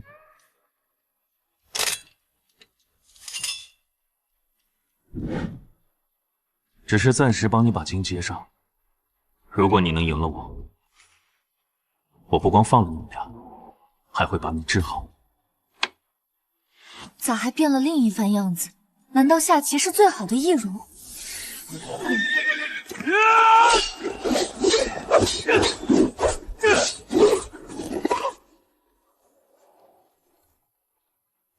斩龙，是不是赢得太多了？我不是告诉过你，让着点世子，别把他弄急眼反悔了。我输了，输了那么的彻底，你为什么要假扮纨绔？能看得懂唇语。魏家功高盖主，魏家满门忠烈。如果我不是纨绔，现在我坟头草都过人高了。棋局之上，我看到了你的才华。良禽择木而栖，追随我。你想谋朝篡位？当皇帝没什么好，所以看皇帝老儿的表现。如果表现好，这皇位我魏某人还真不稀罕。那你要什么？我要改变这个封建的社会，破世家杀门阀，建立真正的科举，让寒门百姓皆有路，让百姓能过好日子。吃得饱，穿得暖，娃娃有书读。我心甘情愿追随世子，主公魏渊，愿与主公一同把这浊世变成朗朗乾坤。大丈夫行不更名，坐不改姓。今后你就以真面目示人，用自己的真名字。我看看谁敢进我魏国公府抓人。太爽了，2句话骗个才高8等、精通谋略的状元追随，所以还是古代人好忽悠。放上辈子这就叫老板给员工画大饼。锦囊，这是什么情况？那世子到底要杀咱们俩谁啊？以后工作时你俩分开，在你锦囊旁边，你智商直线下降，这样会影响生意，耽误老子赚钱。世子，毕竟我和小蝶那么多年姐妹，你能不能给她一个痛快，别折磨她？放心，我不会杀他，因为小蝶是儿，只要他活着，有人就会寝食难安，用尽一切办法杀他。这时候鱼也就上钩了。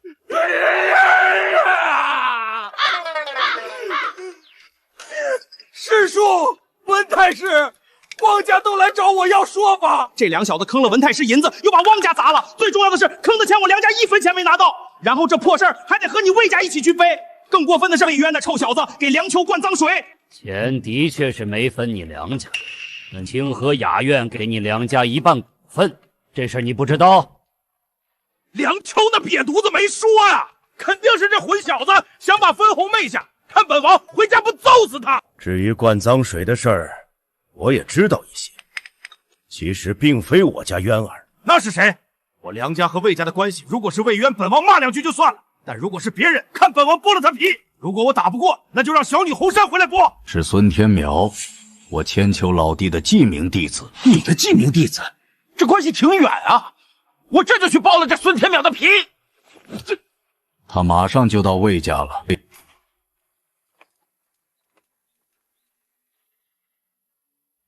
弟子孙天苗见过师公。就你叫孙天淼？就你给本王儿子灌的脏水？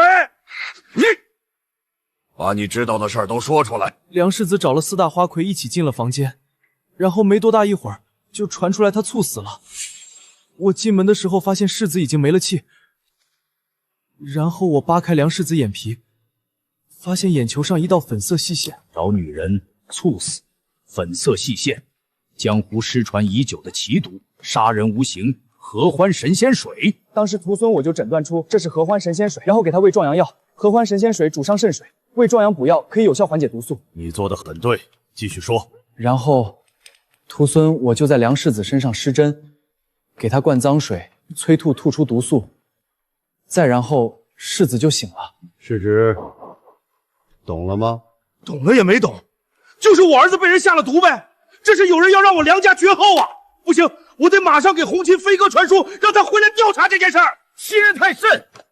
田淼啊，你给梁世子施针，只有用龙吟针法才能给他解毒，我都不会，你会？你的医术精进的很快嘛。给魏公施一手针试试。真正救人的是谁？师公，求求您别为难我，小的发过誓不能说。你就说说，你救人时候有谁在你旁边？魏渊世子。果然是这小子。我什么都没说，所以发誓不算。我们也啥都没问你啊，切记不要向外人透露半句，否则门规处置。退下吧。哈哈哈哈哈哈！都说梁家飞出来个金凤凰，可谁知道我魏家也有一条引龙。千秋老弟，我本来还想说让你收渊儿当徒弟，现在看来你好像不配呀。先打者为师，要不我给你孙子磕俩头，再拜魏渊当师傅。世子，你今天闹得太大，魏公肯定手持藤条在门口等您。我劝你还是穿上的好。想我喜顺乃世子麾下第一谋士，如果没了我，世子您可咋办啊？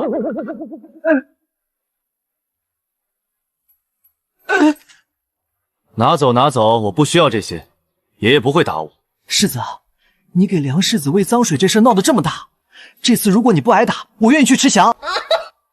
你还想和梁秋抢吃的啦？魏公真不打世子啊？亲孙子费尽心思给他续命，这老登就算10年脑血栓也不可能抽我。给二人安排好住所，将他押去王副将那儿严加看管。是。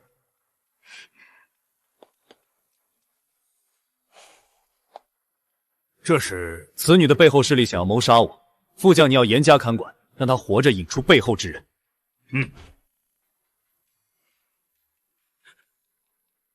当然，你要是憋不住了，但别弄死就行。世子，为您办事是末将的责任，但那种下作之事，末将是万万不可能做的。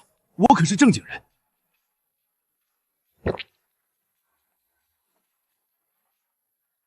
正经人王叔，我也是男人，我都明白，你血气方刚，但你作为爷爷的副将，为了爷爷和魏家军的脸面，不能光摇子。我淘了件好宝贝送你。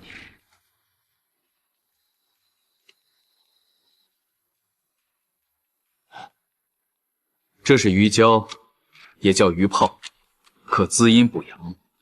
这是所有青楼教坊司的姑娘常备东西，用水泡发后，戴头上可以起到不怀孕的作用。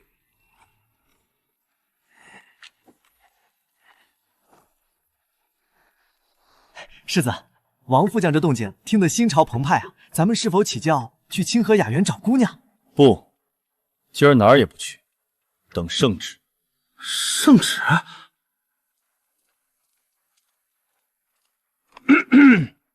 圣旨到，魏国公魏渊即刻进宫面圣。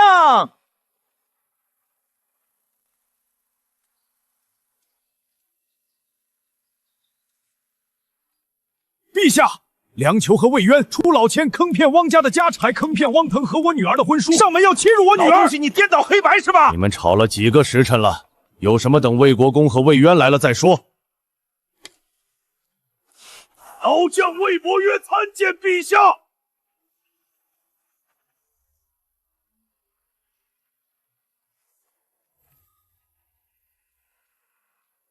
魏公，今日朕找你来。韩术，看你气血沸腾，想来是最近修为有所精进。作为陛下的侍卫，光有修为不会实战可不行，与老夫打一场。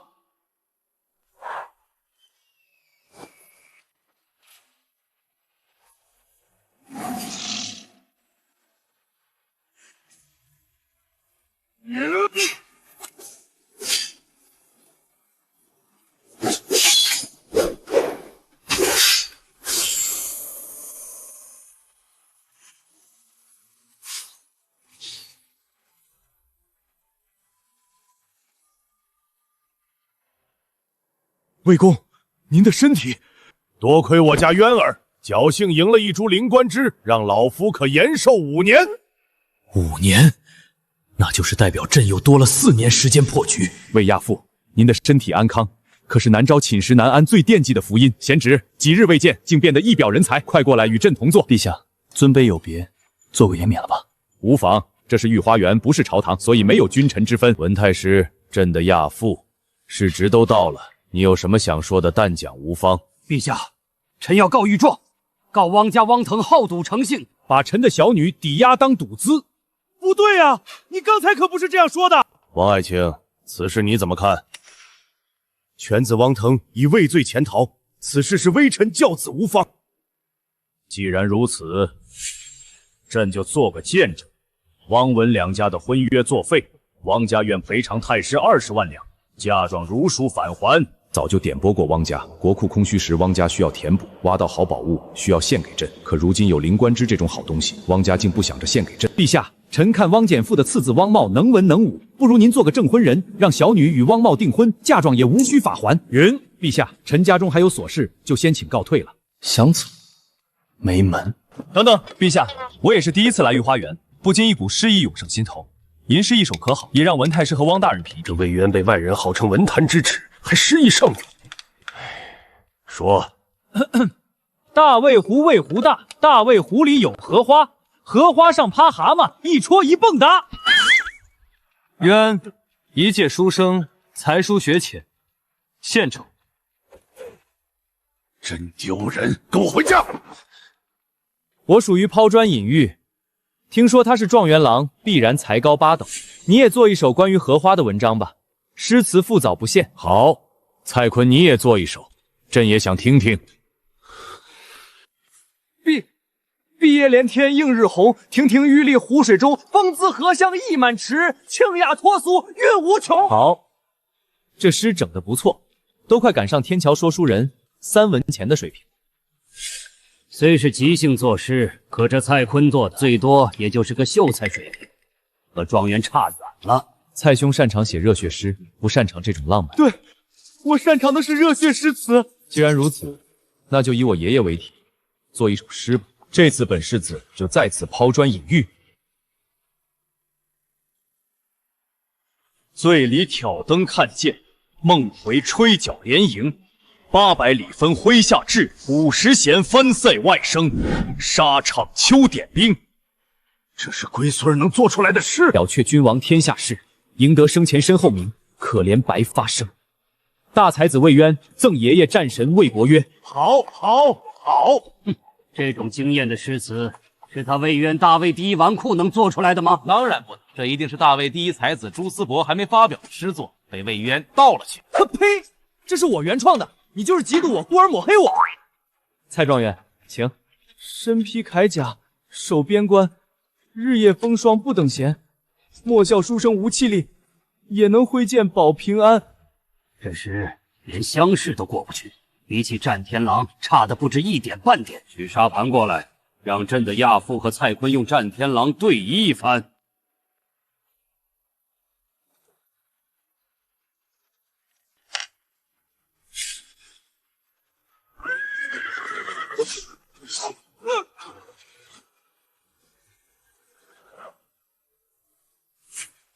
不愧是大魏战神，勇冠三军，我自愧不如。我用的并非是魏家兵法，而是匈奴秦兵常用的套路。战天狼我看过，是一部很出色的兵法谋略篇文。可在之前你我对弈中，你没用出战天狼中的策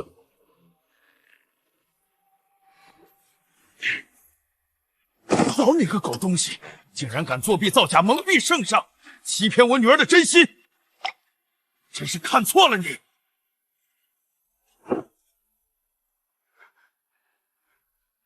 陛下，这狗东西欺君罔上，同时也坑了我汪家。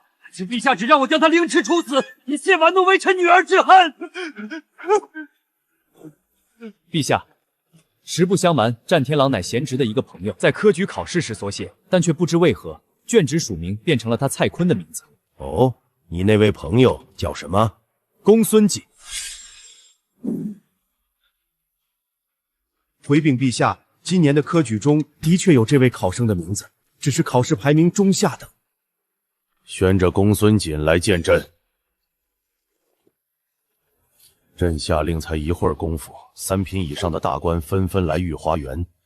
朕这皇宫布满世家的眼线啊！战天狼可是你所铸？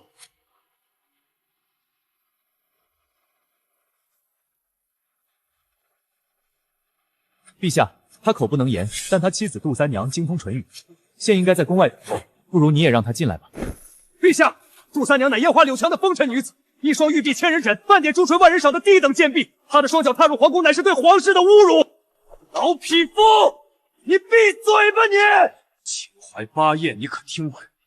青楼皆为义气计，英雄多是土狗辈，你懂不懂这句话？四公八侯之中，梁家先祖，前朝名将梁世忠之妻就曾是妓。魏渊，你个王八犊子，你给我梁家拉下水干啥？梁家先祖之妻昌优异术矣，以卑贱戴罪之躯而得慧眼识人之名，更纵横天下，内平叛逆，外御强仇，古今女子唯此一人也。惜乎天不假年，死于非命。然青史斑斑，名节永垂。职业不分高低贵贱，只要能忠君爱国之人，就值得所有人尊重。说得好，管他歌姬戏子、贩夫走卒，只要忠君爱国，国内上下一心，何愁大魏不强盛？主公懂我。发生了什么？我虽然没听懂你在瞎咧咧什么，你这么说，总感觉先祖主母是娼妓，很骄傲啊。这一定是朱思伯提前给他写好的词，不得不说写的真好。宣杜三娘进宫。各位大人，好久不见。义昌既能叫出在场9成官员的名字，明显这群玩意儿就是满嘴的正直道德，背地里男盗女娼。杜三娘，如实招来。反了！竟连科举都敢徇私舞弊！陛下，您仅凭义昌妓一言之词就判定，这不公啊！让亚父和公孙简2人对弈一局，若是他也不能施展战天狼的战法，立刻处斩。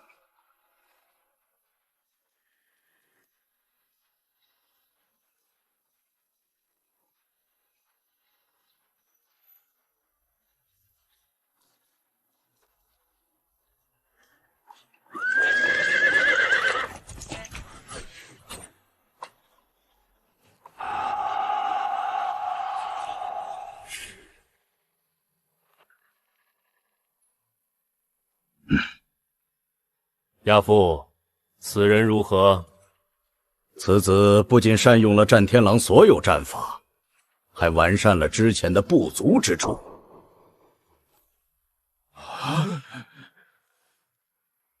来人，将20年内所有考误功名的书生，无论现在什么官职，全部重考，不合格，统统按照作弊处斩。陛下不可！此举乃动摇了我大魏王朝的根基，万万不可啊！这就是世家，前朝就是为了摆脱世家掌控而被灭了。朕这皇帝与傀儡无异。朱爱卿所言极是，将蔡坤打入天牢，择日问斩。重封公孙锦状元身份。陛下，为官者乃我大魏门面，务必要身体健康，四肢健全。如有残疾，那损伤的是我大魏颜面，陛下您的颜面，臣认为不可。臣附议。臣附议。那依朱爱卿所言，朕应该如何补偿公孙锦？黄金1000两，房屋3件，良田6亩。我家景郎才高8斗，兵法谋略、治国安邦无不精通，更是一表人才。他怎会有损国家形象？大胆贱婢！你能站在这里以示皇恩厚道，这里岂有你说话的份？杜三娘公然顶撞圣上，拖出去斩了！我觉得三娘说的没错，公孙锦的命起是一表人才，怎么也不可能有损国家印象，反倒是你们这群酒囊饭袋，一个个脑满肠肥，你们这逼样才有失国体！放肆！魏渊，你无官无职，这里我孙儿怎么了？当老夫的面说。杜三娘一介民妇，不懂规矩，又是初犯，何以原谅？朕赦免她无罪。陛下不可，龙威不容辱。此贱婢虽是初犯，但死罪可免，活罪难逃。老臣觉得应该杖刑30，略施惩戒，以儆效尤。臣附议。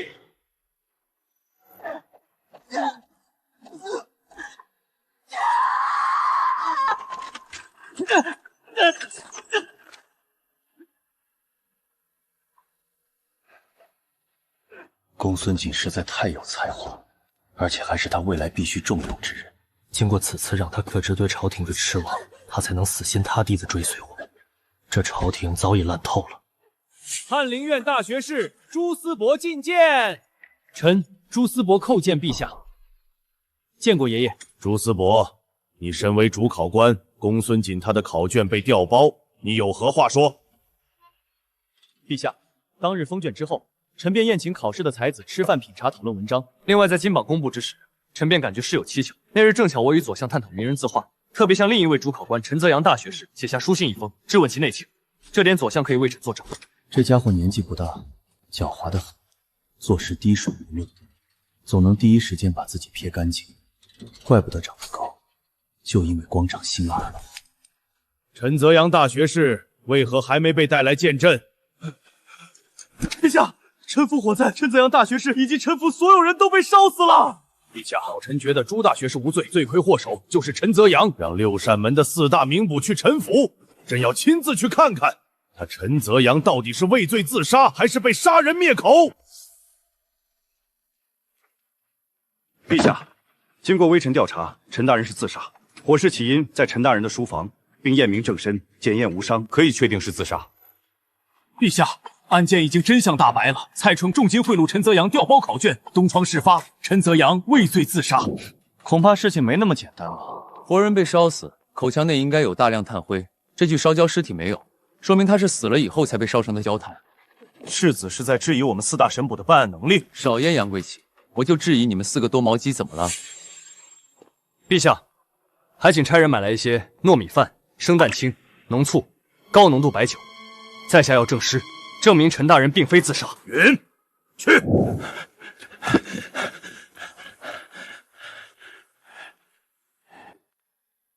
吞下去。糯米的吸附力很强，如果尸体内有毒素残留，糯米团就会变黑。人是在死后被烧焦，而且还不是提前服毒。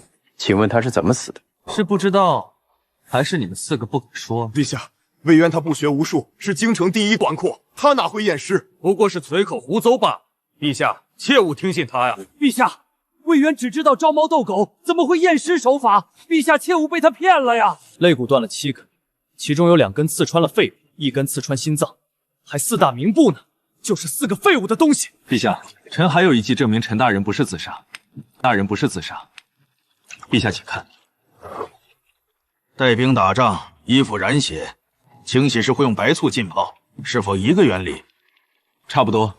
臣府所有人都是被杀，而且对方应该是个用场高手，全部都是一击必杀。所以陛下，陈泽阳不是畏罪自杀，而是被人灭了口。这还是京城第一纨绔吗？就连这种闻所未闻的侦查现场手法都会。完了，光想着把朱思博拖下水，忘记保持人设了。各位无需惊讶，本世侄子从小就对侦探方面感兴趣，所以颇有研究。就比如陛下身后的太监，他是假太监。放肆！这话可不能乱说。爷爷，闻香识女人，此乃我魏家的最强奥义。放你的屁！魏家可没有这下三滥的奥义。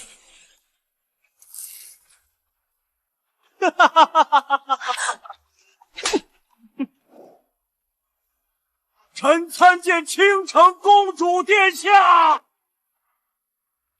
倾城公主，大魏第一才女、第一美人，有闭月羞花之称的南枝。本来想演一下纨绔，没想到演到未婚妻头上了。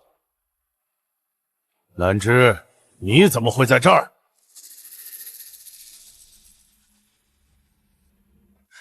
媳妇，我们以后的孩儿，男孩起名就叫卫青，咋样？你个龟孙！卫青是我高祖，是你的天祖，你个不孝子！那换一个名字。媳妇儿，你觉得咱们孩子起啥名？你个大兔子！魏渊这种人，除了出身好之外，一无是处。这种垃圾根本就配不上南枝。大魏第一才女，当然得和我这第一才子般配。江门魏家英雄冢，虽然北匈奴已被亚父镇压，但南匈奴却还在。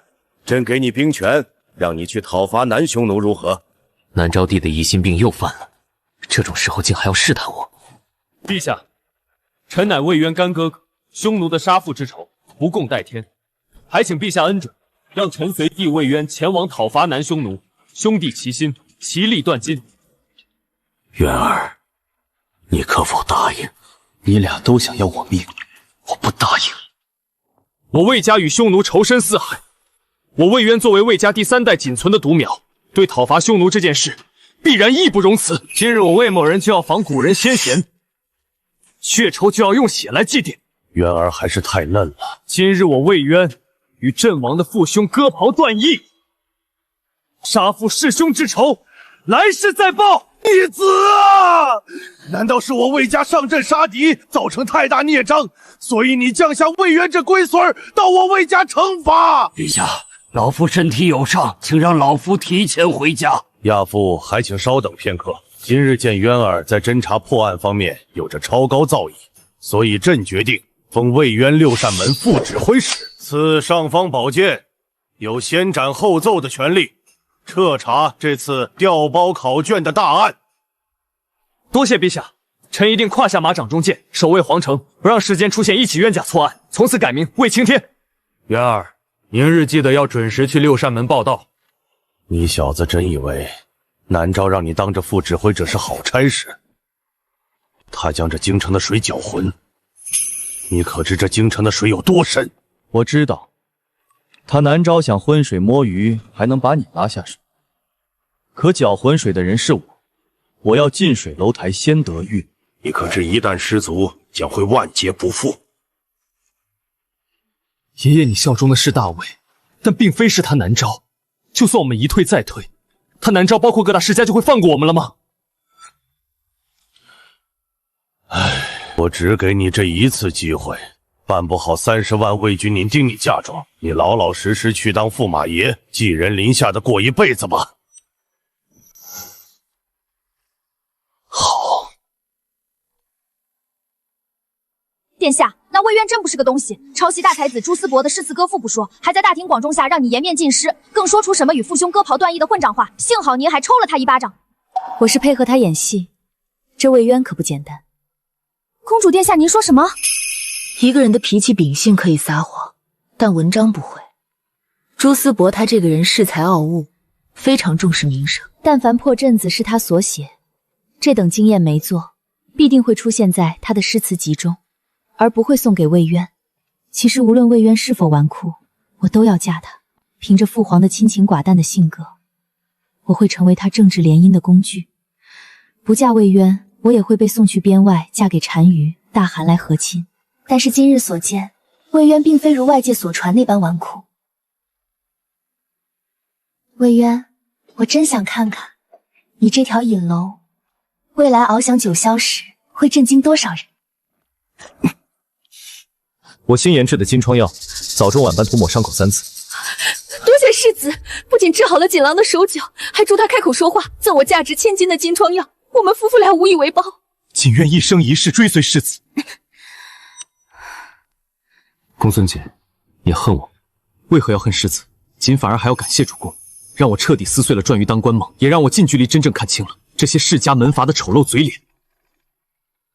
等我羽毛丰溢，我就会手握虎符离开这里。皇帝姓必须姓魏，这天下37支奸伪，除魏梁两家，也都必须要亡。请相信，凭借主公的才能，定会有那一天。世子，我来学刀法了。人法地，地法天，天法道，道法自然。算了，你没听懂，直接开练吧。看好了，第一招舵旋造化。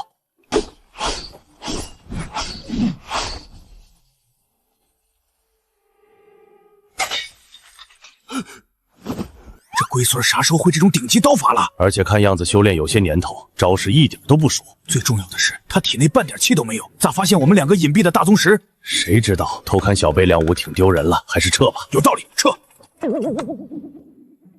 你觉得刚刚我使的哪一招对自己来说最简单一些？最后3招挺简单。放屁！最后3招是最难的，就连我当初也学了3天，普通人融会贯通最少半年。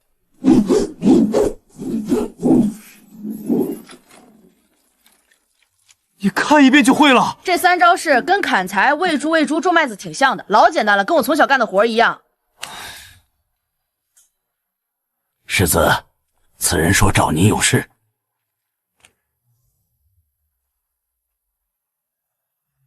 沈万三，你怎么来了？难道是永丰钱庄开在京城的分货又有当官你卡你了？没有，小人这次前来是朋友所托，有点小事儿，麻烦世子。说吧。是这样，我一位老乡从永丰银号贷款做生意，把老家的顶级好茶运到京城，但没想找不到门路。他如果破产了，对我永丰银号也是一笔不大不小的损失。什么茶？拿来我看看。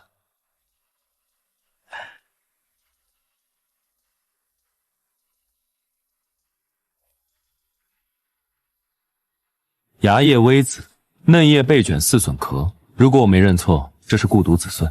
世子好眼力，这正是孤独子孙。你这朋友经商头脑很一般啊，难道他不知道京城人喜欢喝的是花茶，至于绿茶，都嫌弃他的果淡？所以他这次要卖不出去，回去以后就得破产，才跪着找到我求世子殿下帮忙。你告诉他7折，他这茶有多少本，世子要多少，我全包了。你找机会弄一批精致玉盒，然后名字就叫玉茶。叫玉茶不是更好？以世子您的势力，这点事儿应该轻易解决。这次我不会出头，因为太造孽，出事了我爷爷也扛不住。1盒茶卖300两，买10盒茶，3天以后3000两返还，之后每1个星期每盒茶返礼10两银子。可世子，这样就赔钱了。他们惦记着利息，可我们想要的是他们本金。况且价格定得太高，普通老百姓不会被涉及，这也造不成民怨，从而暴乱。坑的是世家门阀，所以皇帝也不会深究。你我一同做局，赔钱5-5分，赚钱分你3。世子，我觉得还应该加上一条拉人卖茶给分红的策略。不愧是白手起家，经商头脑真的牛逼，只需要稍微点拨一句，就能让他举一反三，推出后世最著名的庞氏骗局。主公，没想到你会利用人性贪婪来做出这种可怕的局，当然就是太损了。兵马未动，粮草先行，这些都是钱，钱我很缺啊。反正我设置了高门槛，平民百姓没资格入局，骗的都是那些达官贵人、门阀世家，他们钱也都不是好到来的，取之无愧。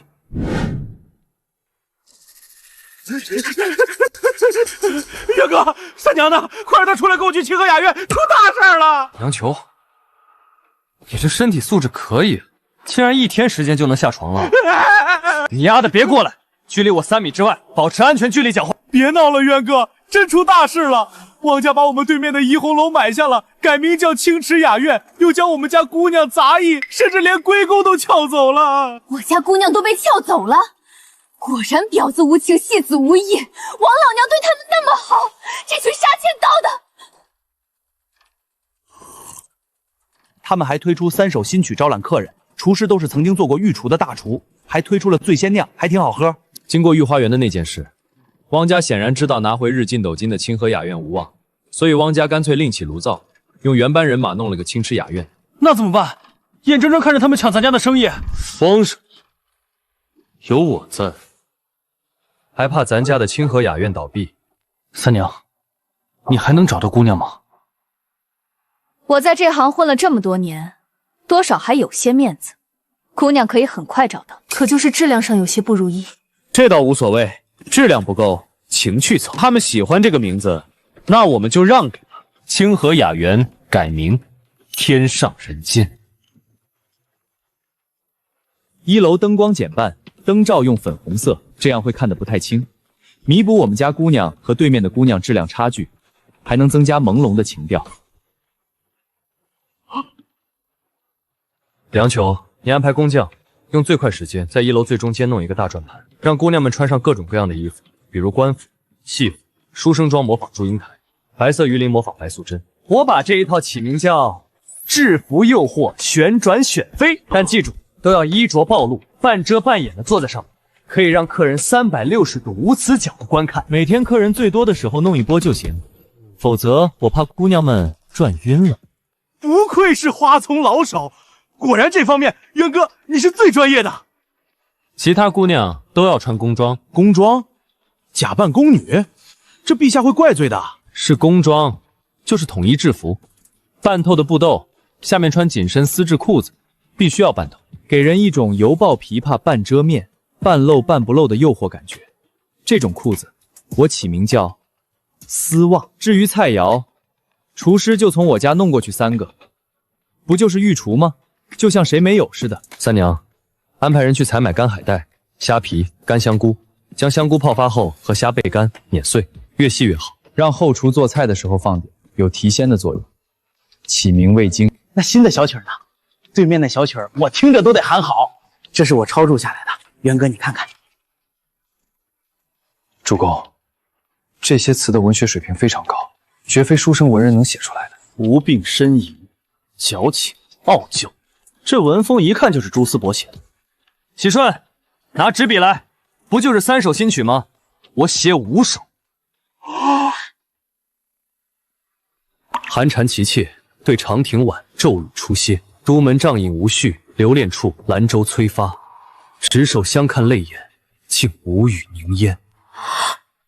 这真是世子你即兴所写？主公能文能武，足智多谋，朕佩服不已。这就佩服了，没完呢，说写5首就5首。红藕香残玉鬓秋，轻解罗裳，独上兰舟。云中谁寄锦书来？此情无计可消除，才下眉头，却上心头。仅不过是状元不得志，就已心如刀绞，而主公有着第一才子之能，但却为了大局隐蔽锋芒，任世人嘲讽。您的卧薪尝胆，爆珠蒙尘，让朕心疼您啊！我魏渊只是不想争名夺利，否则第一才子称号岂能是朱思博那道貌岸然的伪君子？本世子的这5首词，能否比得上他朱思博的词？吊打、秒杀那种。今后大魏文坛历史，在中前10绝对有主公一所著的这5首。可什么？但说无妨。可这5首词问世，天下人肯定都会说主公您抄袭，而且还是抄袭的朱思博。您这不是帮他这小人扬名？你可知千门36天局中一局亮旗招摇？今日我利用天下人唾骂得意，他日谣言不攻自破。曾经骂的我有多狠，到时捧我就有多高。同样今日捧他朱思博有多高，那天他摔的就有多狠。主公这是捧杀的无解阳否？36天局中的上梁抽离。对，毕竟名义上是我的干哥哥，虽明知他要杀我，可没证据我也没办法对他动手，只能先让他身败名裂。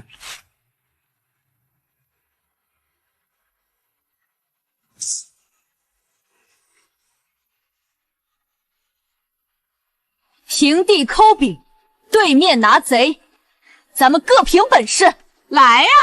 怕你啊！公主，你快看看，这是京城最新的8首词。你故意不写署名，是想考本宫不成？这3首应该是朱思波所著，虽然有刻意改变风格，但核心的东西变不了。至于后5首，应该出自不同人手，本宫看不出是谁。公主这8首都是朱大才子写的，虽然其中有5首的作者署名是魏渊，不对，本宫可以肯定，这5首词绝非出自朱思博之手。可公主，天下人都是这样传的，说是朱思博帮干弟弟魏渊做的词，我还真小瞧了这魏渊。汪家与魏家结怨，身为魏家的干孙儿朱思博却帮汪家，如今都这样传，估计汪家与朱思博今后会产生界隙，再坚固的堡垒都会从内部瓦解。公主，你说的是什么意思？不管这5首词是不是魏渊所写，但他的阳谋已经成功了，离间了汪家与朱思博的关系。这场戏变得越来越有趣了，你继续派人盯着。好几个两面三刀朱思博，你给魏渊写出绝世好词跟我作对。家主派去翰林院的人回来说，朱思博不承认这五首词是他所著。不是他还能是魏渊？什么丝袜制服魅惑，绝对是魏渊这登徒子想出来的。但这五首词是他这种货色能写出来的？家主，有没有可能是他身边的状元公孙锦？不可能。公孙锦擅长兵法，所写诗词歌赋也都是豪放派，而这五首明显就是弯约派，两者根本不相关。管家，你偷偷放出消息，当年魏家2-3战死沙场的事，朱思博是帮凶，警告他再有下次，我让他死无葬身之地。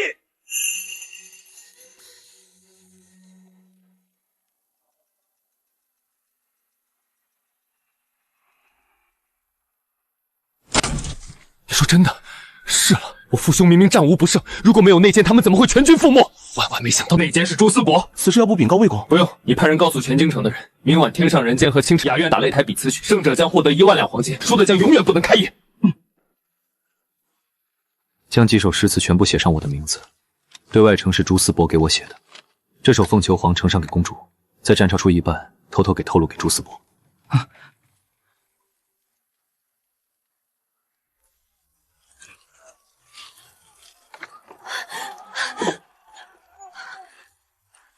世子，着火了！你快离开，去安全地方。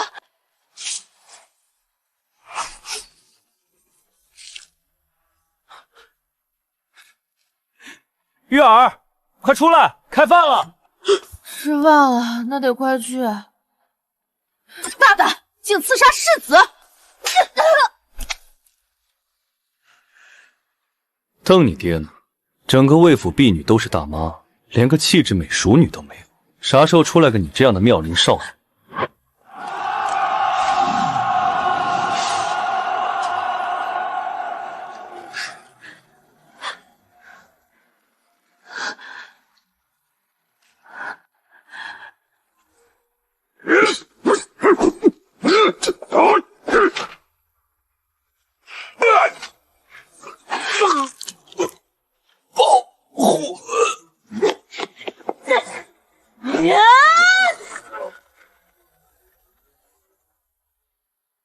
你这和尚力气好大，本来老娘还是收了一半力气，现在看来不用了。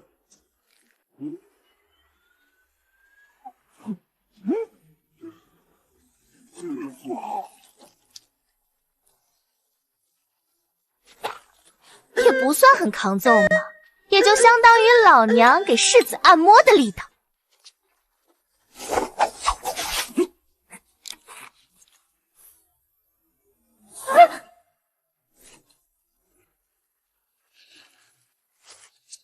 擅闯我魏家，还想活着离开？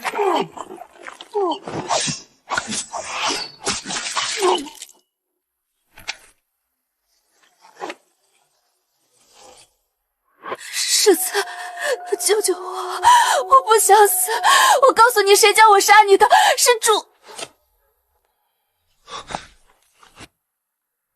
死了，伤口有毒，见血封喉的毒药。我应该看紧他的，这样就能揪出他背后之人。不要急，对外宣称大和尚刺杀失败，他就是个饵，死活不重要，只要对方不知道就好。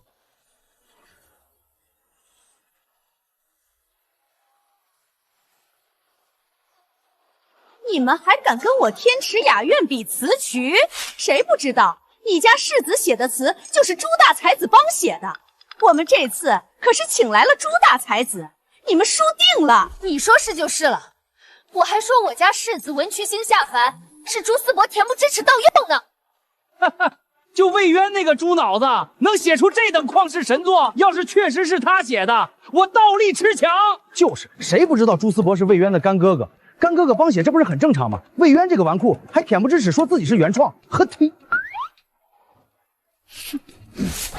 南玉，这就是你说的热闹？是啊，父皇，最近城里出现了好几首惊艳诗作，但是原创却争议纷纷，天上人间和青池雅言便借此开展擂台。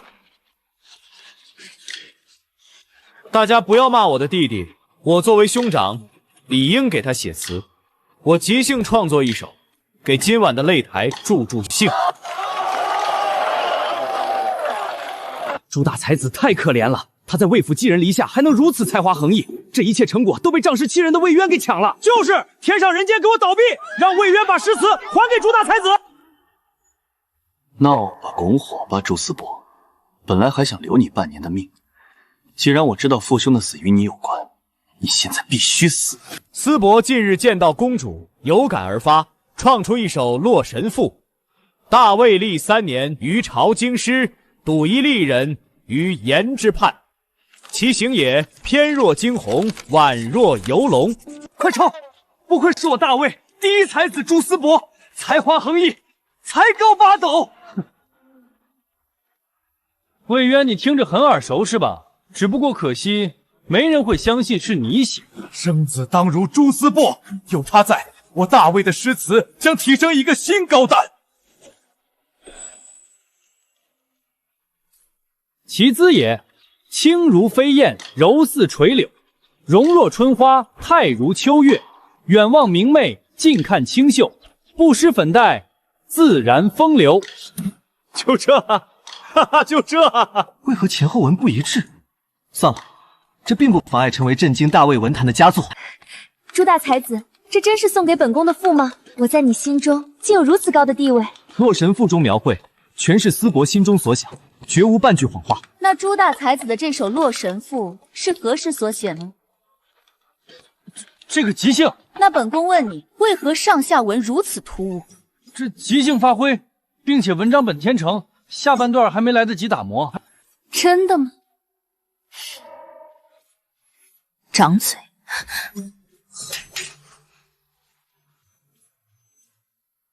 公主为何要打我？南枝，你在干什么？你为什么要打朱思伯？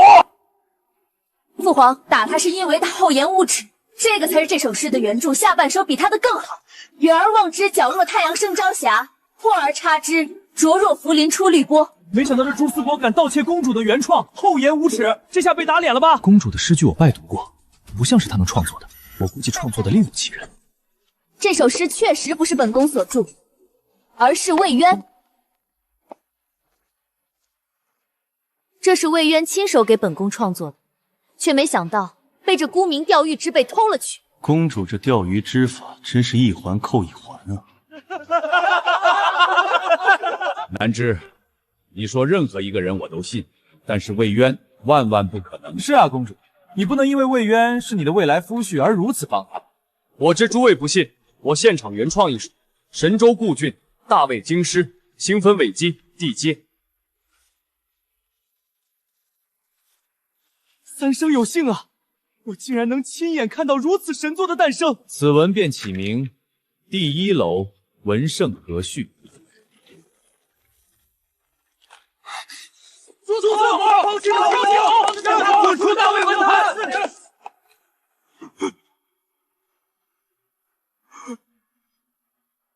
陛下，朱思伯抄袭成瘾，欺世盗名，如今已激起民愤，若不严惩，恐失民心，动摇朝纲啊！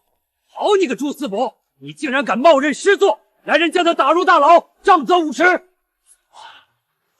这才刚刚开始，朱思伯让我看看你身后到底还有谁。我父兄惨死沙场，是各大世家联手，还是皇帝也参与其中了呢？谁还说魏渊是大魏第一纨绔？现在起，他就是大魏第一才子了。先生，受我等一拜。这洛神戏真的是送给本宫吗？本宫在你眼里如此之好。当然。没想到你有如此才华，倒是朕小瞧你了。没想到你竟有如此惊世才情，藏得够深呢。父兄，你们放心，我一定会查明真相，还你们清白。那些害过我们的人，我一个都不会放过。这大魏的天，该变一变了。